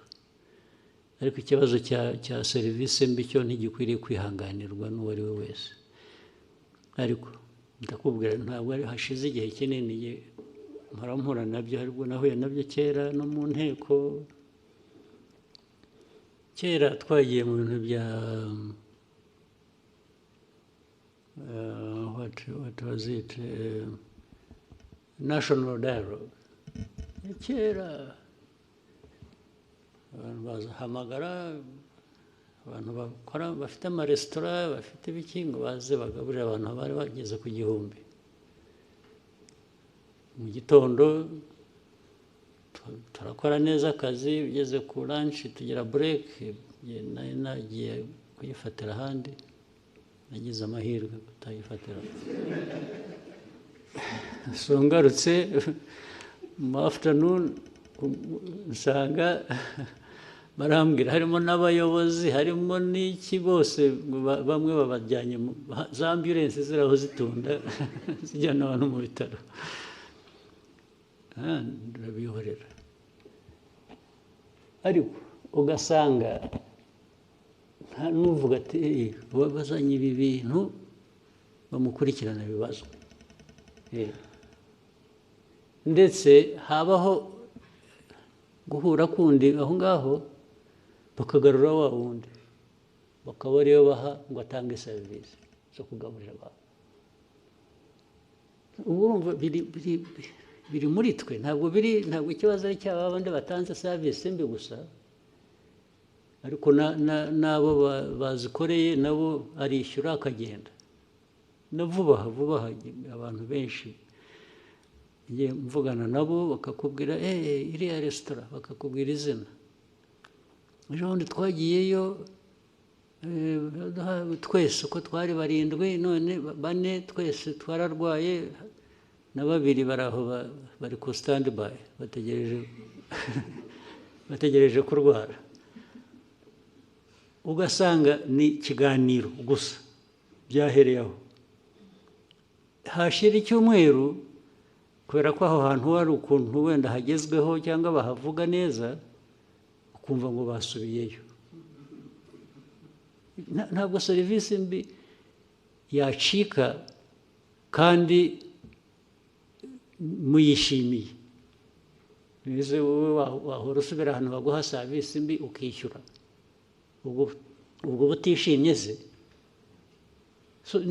Ni ikibazo kinini, mujye mukishyira hanze mu kiganire, mukivuge uko kimeze, mureke ku serivisi mbi kwiye kwangwa period, ikavugwa ikanengwa, abayitanga bagakurikirana kurusha gusubirayo babahaye serivisi mbi. Next question for Sam. Thank you, Your Excellency. Short. Thank you. My name is Sam Karenze. I work for SKFM. My question is about Rwanda and the Arsenal deal through the Visit Rwanda initiative. Arsenal. Oh, we won last night. Did you see it? I'm also an Arsenal diehard fan. Good. So, what is the problem? After 8 years working with Arsenal through Visit Rwanda, they recently announced that they won't be renewing the contract. Your Excellency, what's the reason behind the decision of not renewing? And if you can tell us about some news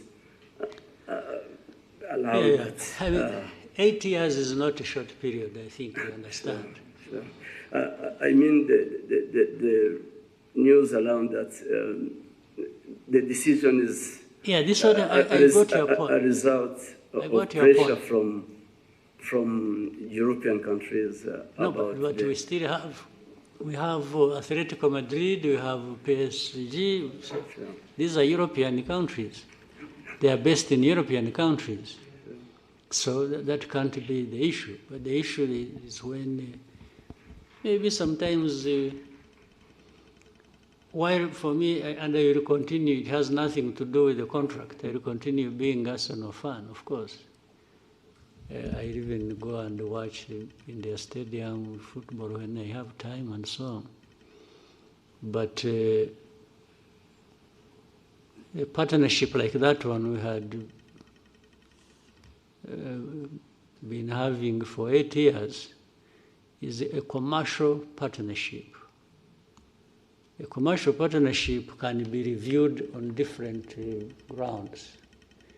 Either party may say, I'm not, because it has to be, it was being negotiated every year. It has to be negotiated every season. I mean, not every year. We agree, let's say we negotiate it like today. Maybe it goes 2 years or 3 years. Then you have another one whatever period people have agreed. It could be renewal every year, it could be renewal every 2 years or 3. So the reason for renewal is to look at whether new conditions demand different things from either party. I say, no, from my experience for the last contract, we didn't get so much in this area, and we can't be paying for it so much. And the other side could say the same. Can we adjust it like that? So in fact, particularly this one, there was a negotiation that went on. There are adjustments to be made in the contract. And our people and theirs disagreed on a particular thing and said, no, we can't have this instead of this, or which you have been having, or which you were demanding to have. And reached a point where they said, okay, instead of disagreeing too much, you may find another partner who will satisfy you if you don't want to listen to our demands. This is really what happened. I know why maybe the politics you are referring to. So you remember, again, I think you should learn many things from what we go through. You remember, even now I don't think they have stopped. You remember DRC went to UK and was repeatedly there complaining about our partnership with Arsenal, and saying, no, you can't do that with the country that is, kinds of things, telling them stories that they went there from the beginning of this conflict. They repeatedly made it an issue. Actually, they also went to PSG. It's not just... So it didn't work. People explained and we continued the partnership. And it was during that time that we even had more partners. You remember Atletico Madrid came later.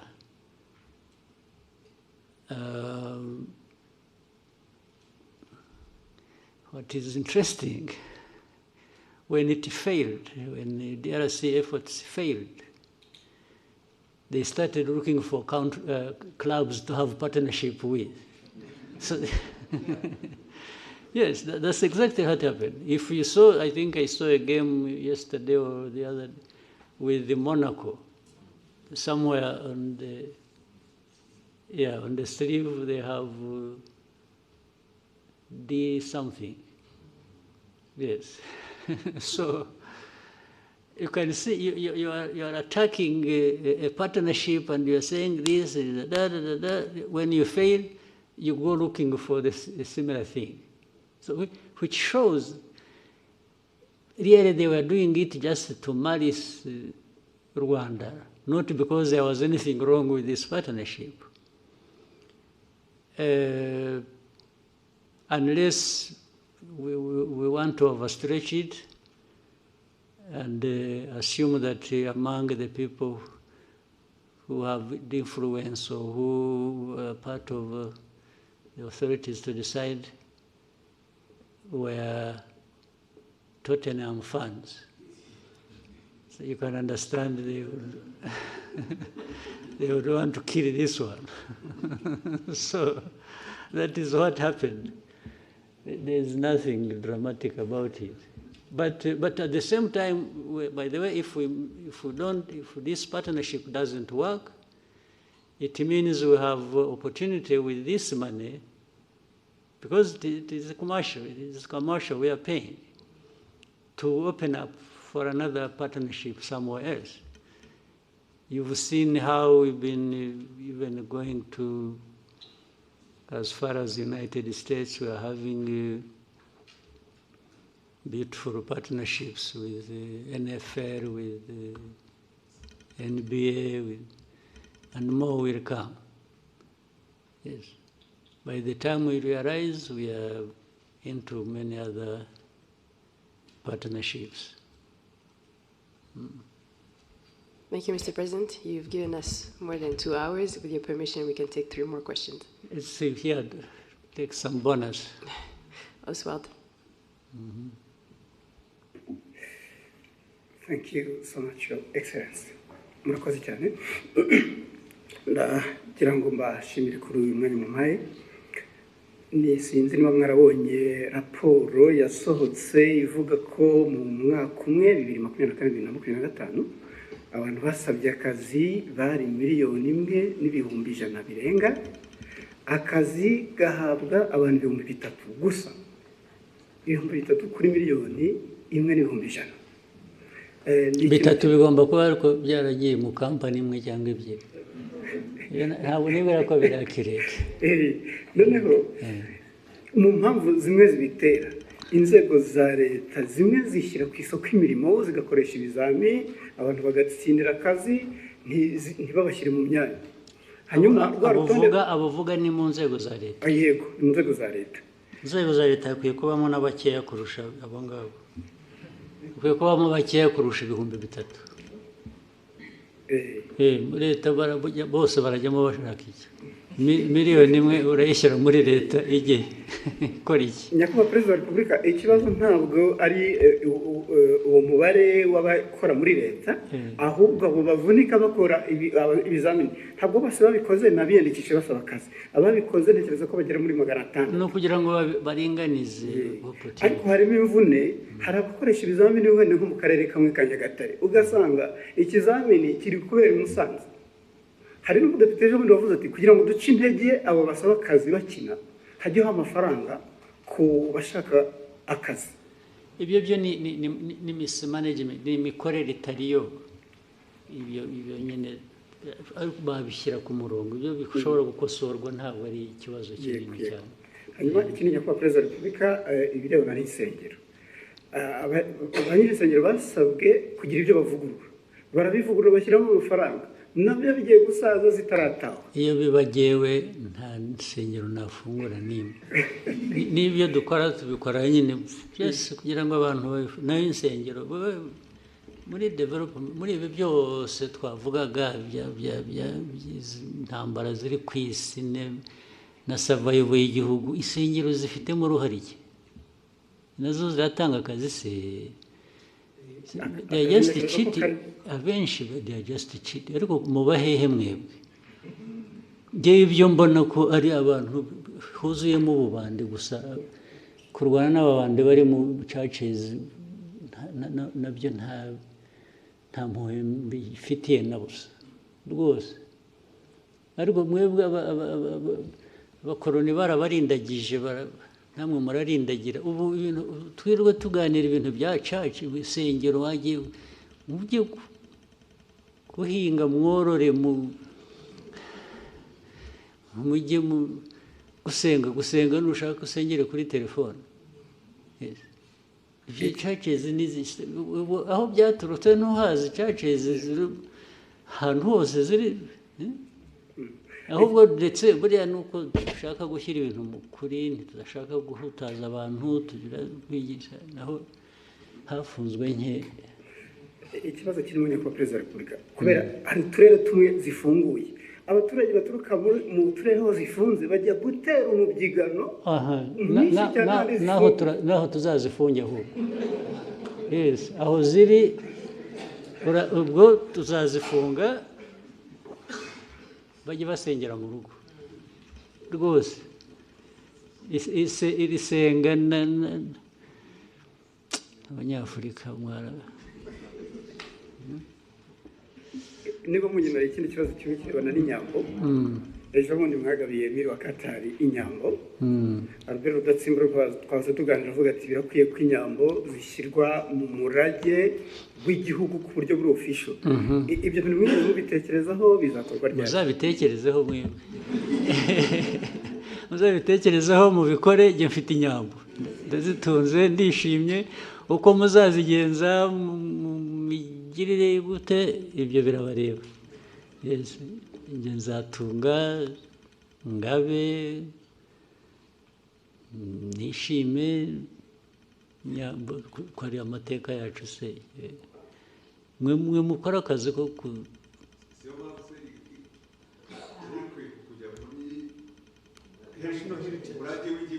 ibyo birabareba muzabishyiremo.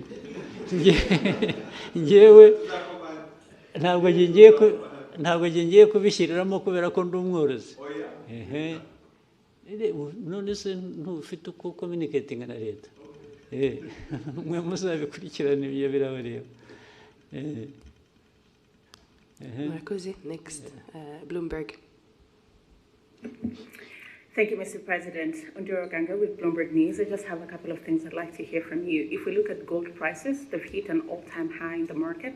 In the context of Rwanda, IMF projects that by the end of the year, gold is going to account for half of your export revenue, about $2 billion by the end of this year. But in the same breath, we have seen sanctions, particularly from the EU, on the country's main smelter, Kasabo, and some of its executives. So in lieu of the sanctions, what is Rwanda currently doing with its gold? And maybe if you can broaden out that conversation for me, what is the importance of gold in Rwanda's economy? And do you have specific plans to develop the gold industry? Thank you very much. Do you want to advise those who are applying sanctions? I'm saying, do you want people to add more sanctions to stop that, or what? No, I want to know if you're not selling it to the EU, because Rwanda also has a really big deal, about $900 million mineral deal with the EU. Yeah. So if they're off the table, if that is frozen, what is currently happening? There's nothing frozen. There's nothing frozen. You know what they sanctioned? They are individuals who led that refinery. But the refinery operates, right? So that I don't misquote you, Rwanda is still selling its gold to the EU? It's selling gold to the market. Whether EU, the Gulf region, or United States.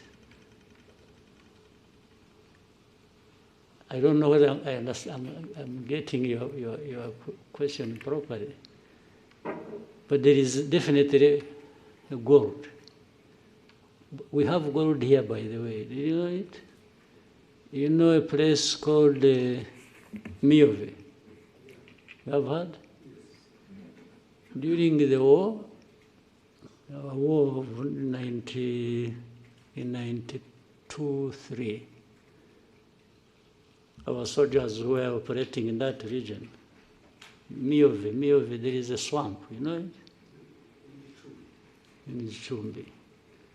Our fighters woke up and found some stones they didn't know flowing along the river, and they picked that stuff.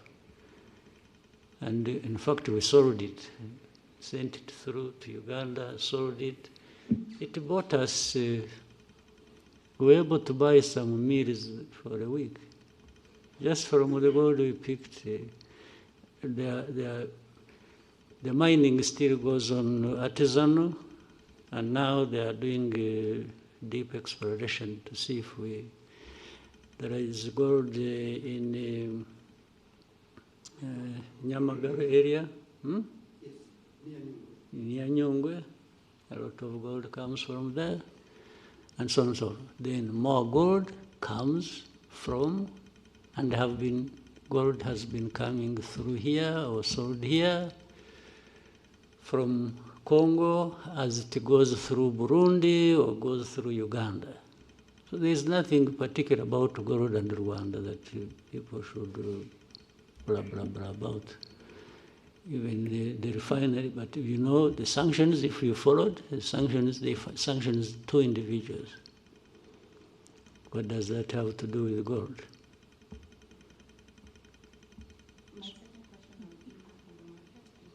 Impact of Rwanda on the market, or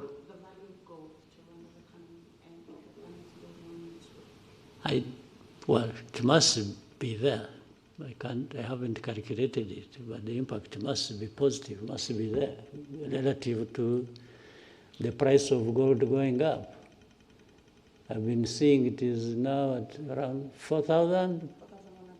Yes, 4,000 plus dollars per ounce, I think. That's huge. As you see it, you may end up, and it has nothing to do with Rwanda, you may end up having wars around gold, those who need it and those who produce it in the world. And those who have more will get more involved than those of us. We are talking about young or small people. Rwanda always carries the burden of the whole world by itself. You know, there are people doing everything, even in a worse form than probably we're accused of, but they prefer to point at Rwanda for everything. Can you imagine Rwanda being a point of reference to do with this global network of gold trade? You get it clearly that it is politics, it is geopolitics, it is some nastiness that goes on every day. Otherwise, how does Rwanda really surface in all this?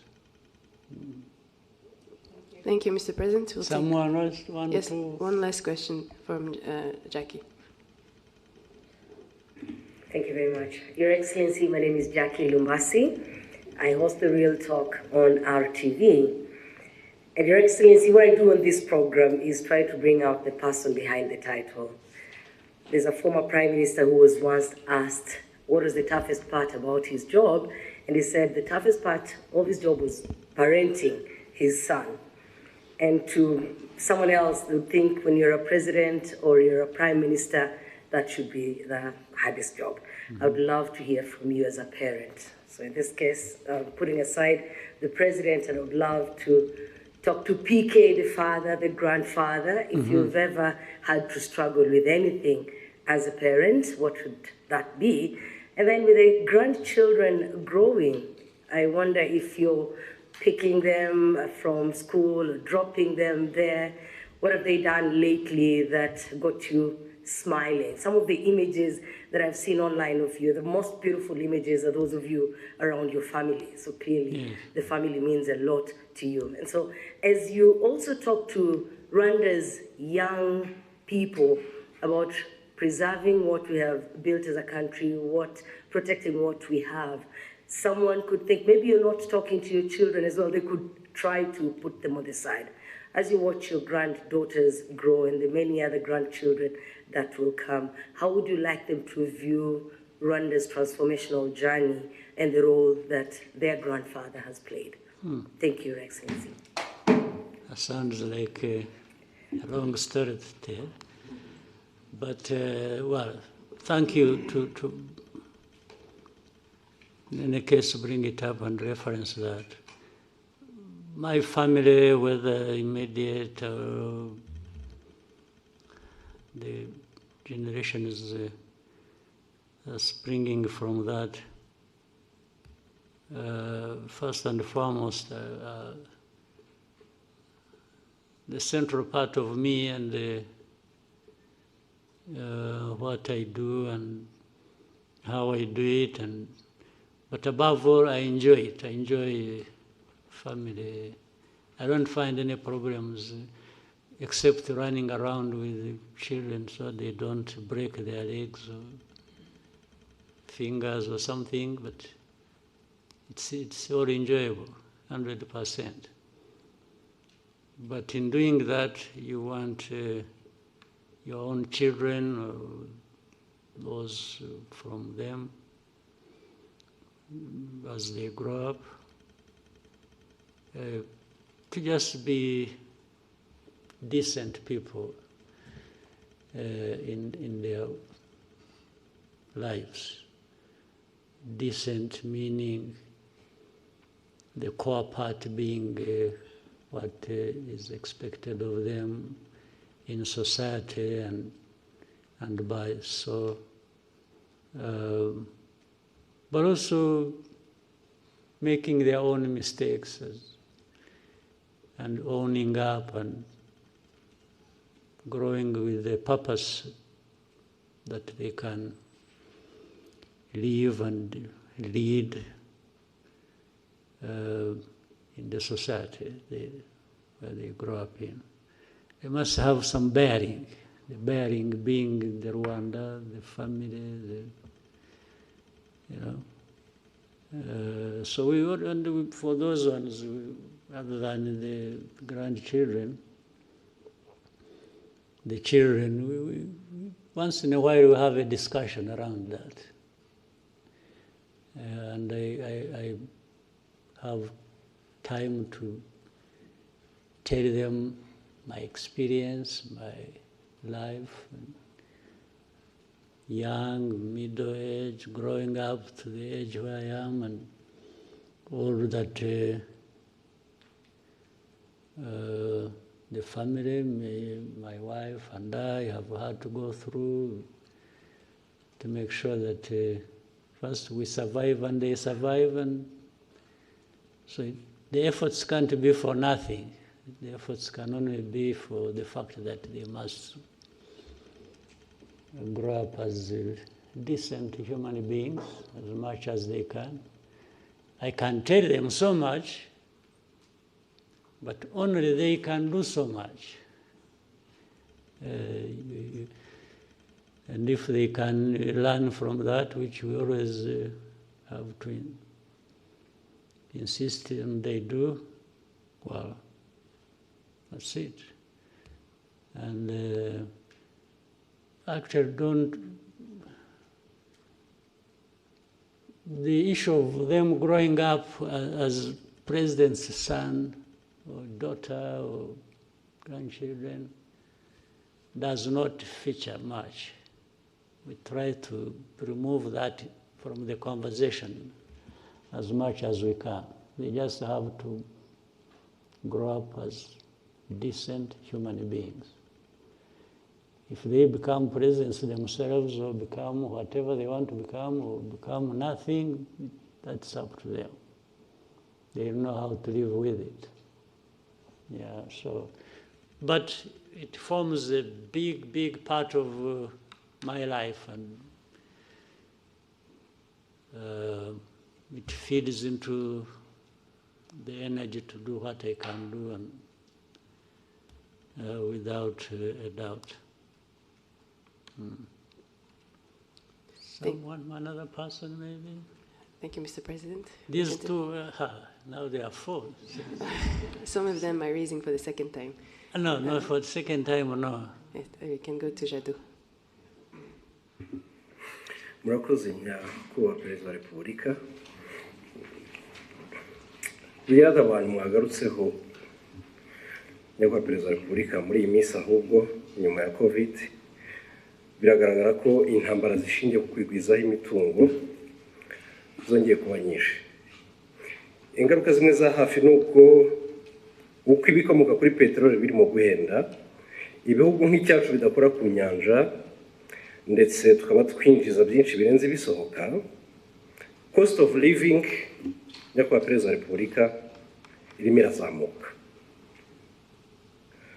Nkaba mvuga nti ko bigaragara ko ibyinjira mu gihugu birimo bihagera bihenze, ibikomoka kuri peteroli bigahenda, mu kubigura umunyarwanda ku isoko ibiciro bikaba bitoroshye, ingamba nzibacyuho za leta y'u Rwanda zo mu gihe gito cyangwa se ku buryo burambye zaba ari izihe nyakubahwa Perezida wa Repubulika? Usibye ibyo bibazo biriho kandi bimwe byumvikana tugomba guhora dushakira umuti, reka tubanze tunahere gusubiza amaso inyuma urebe aho tuvuye n'aho tugeze n'ubukungu actually buhora bukura buri mwaka. Ubu turi mu ba mbere ku isi bafite ubukungu bukura, nuko ari igihugu cyangwa ari ubukungu bukeya gusa. Ntabwo ari igihugu kinini, ntabwo ari ekonomi nini, igihugu gitoya, ariko ubukungu bwacu buhora bukura buri mwaka. N'umwaka ushize n'uyu nguyu biragaragara ko turagenda tujya hejuru iteka ya 7.7%. Ntabwo ukwiye kwibwira ko biva ku busa.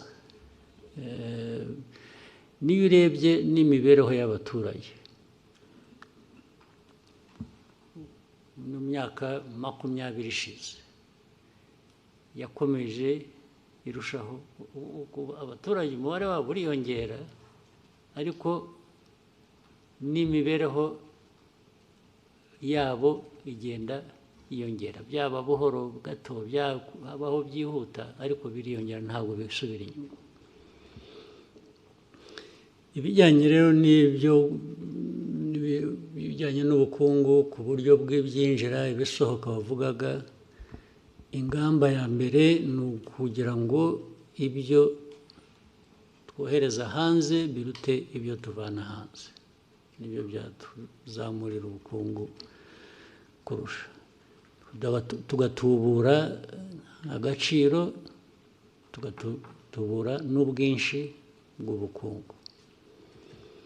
Izo nizo ngamba. Buri kintu cyose dukora biva mu bintu byinshi bitandukanye. Iyo ugiye kureba no mu bukerarugendo, igihugu gisurwa, abantu bava hanze mu mwaka nyirango ushize barenze miliyoni n'ibihumbi 300 cyangwa 400, amafaranga avuyemo arenga miliyoni 600. Ibi byose ni ibintu dushaka ko bikomeza gukura, ariko birakura harimo ikibazo cyo kirahari kijyanye nuko ufata ibyo ufite ubu ukabigereranya n'ibyo ukeneye ubu, usanga ikinyuranyo ari kinini nyine. Ariko niyo mpamvu abantu bagomba guhora bakora uko bishobotse ku bintu byose. Rero guteza imbere inganda, guteza imbere ubucuruzi ndetse bw'ibiva hanze bukaza bwubaka ibyo dukora mu gihugu.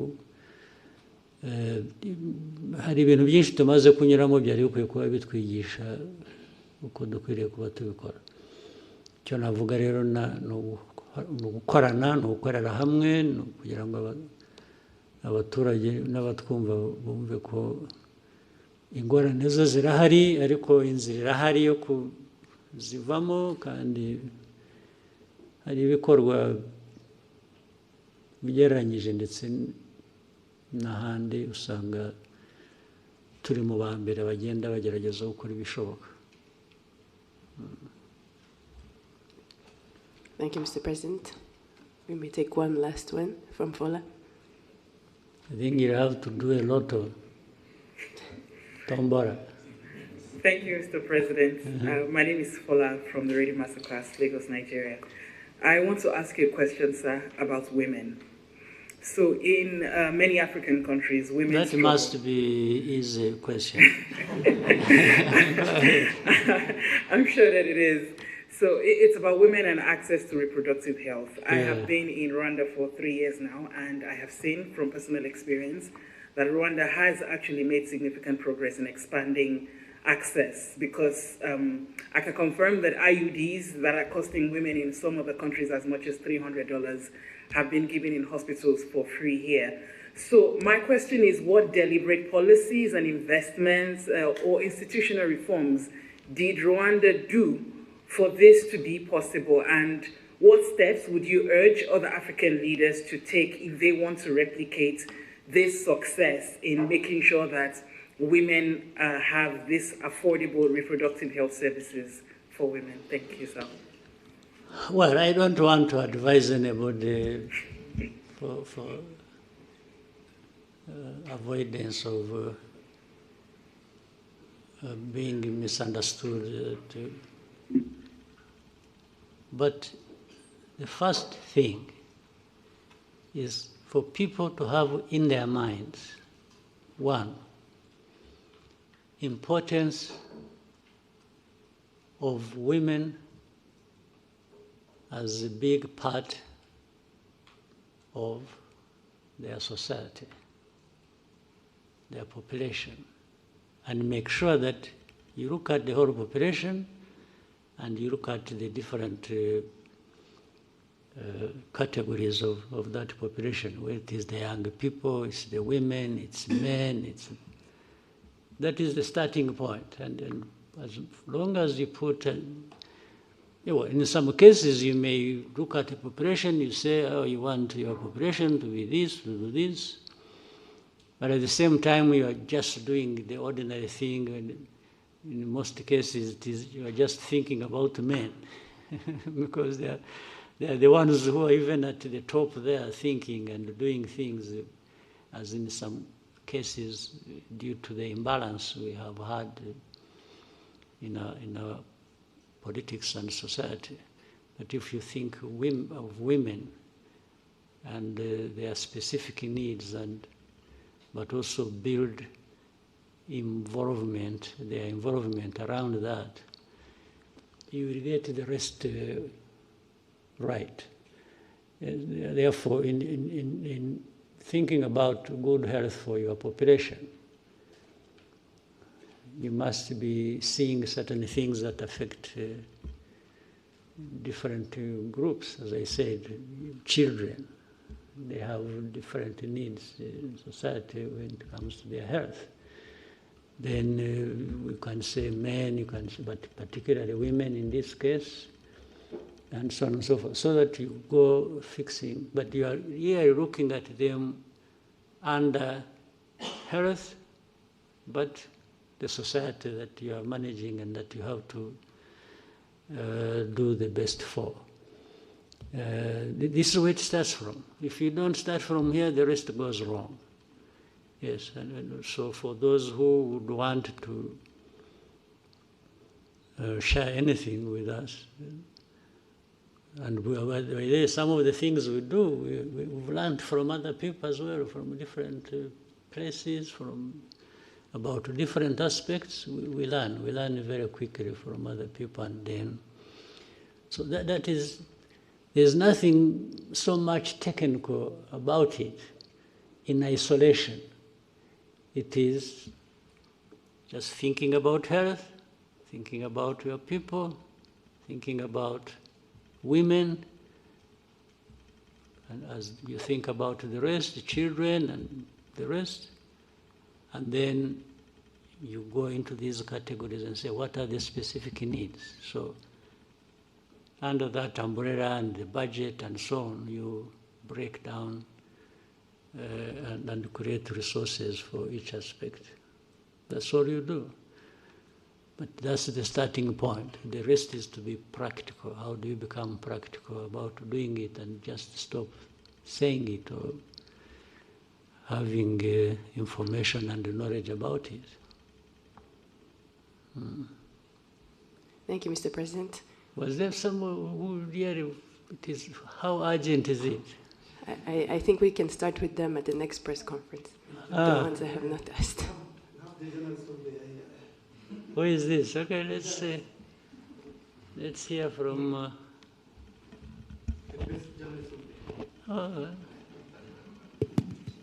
who did want to hear from that? Murakoze nyakubahwa Perezida wa Repubulika. Mfite ikibazo kimwe nshaka kubabaza mpagaze kandi mbashimire murakoze cyane. Nyakubahwa Perezida, mu minsi ishize twabonye intumwa z'i Burundi mu gisirikare n'iza leta zitabira ibikorwa byabereye n'aha ngaha. Ejo bundi tubona impunzi z'abarundi zitaha ku bushake zisubira i Burundi.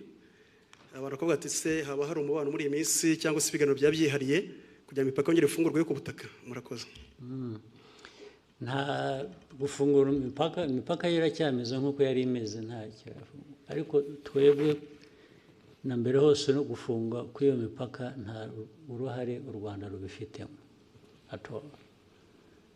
Abarundi nibo bahisemo gufunga imipaka, ndetse turababwira ngo aho bazashakira gufungura twebwe ntabwo twigeze dufunga. Ndetse n'ubu hari abava i Burundi bakaza hano, hari abantu bava hano bakajya i Burundi, hari abagenda na Rwanda sinzi niba ikijyayo,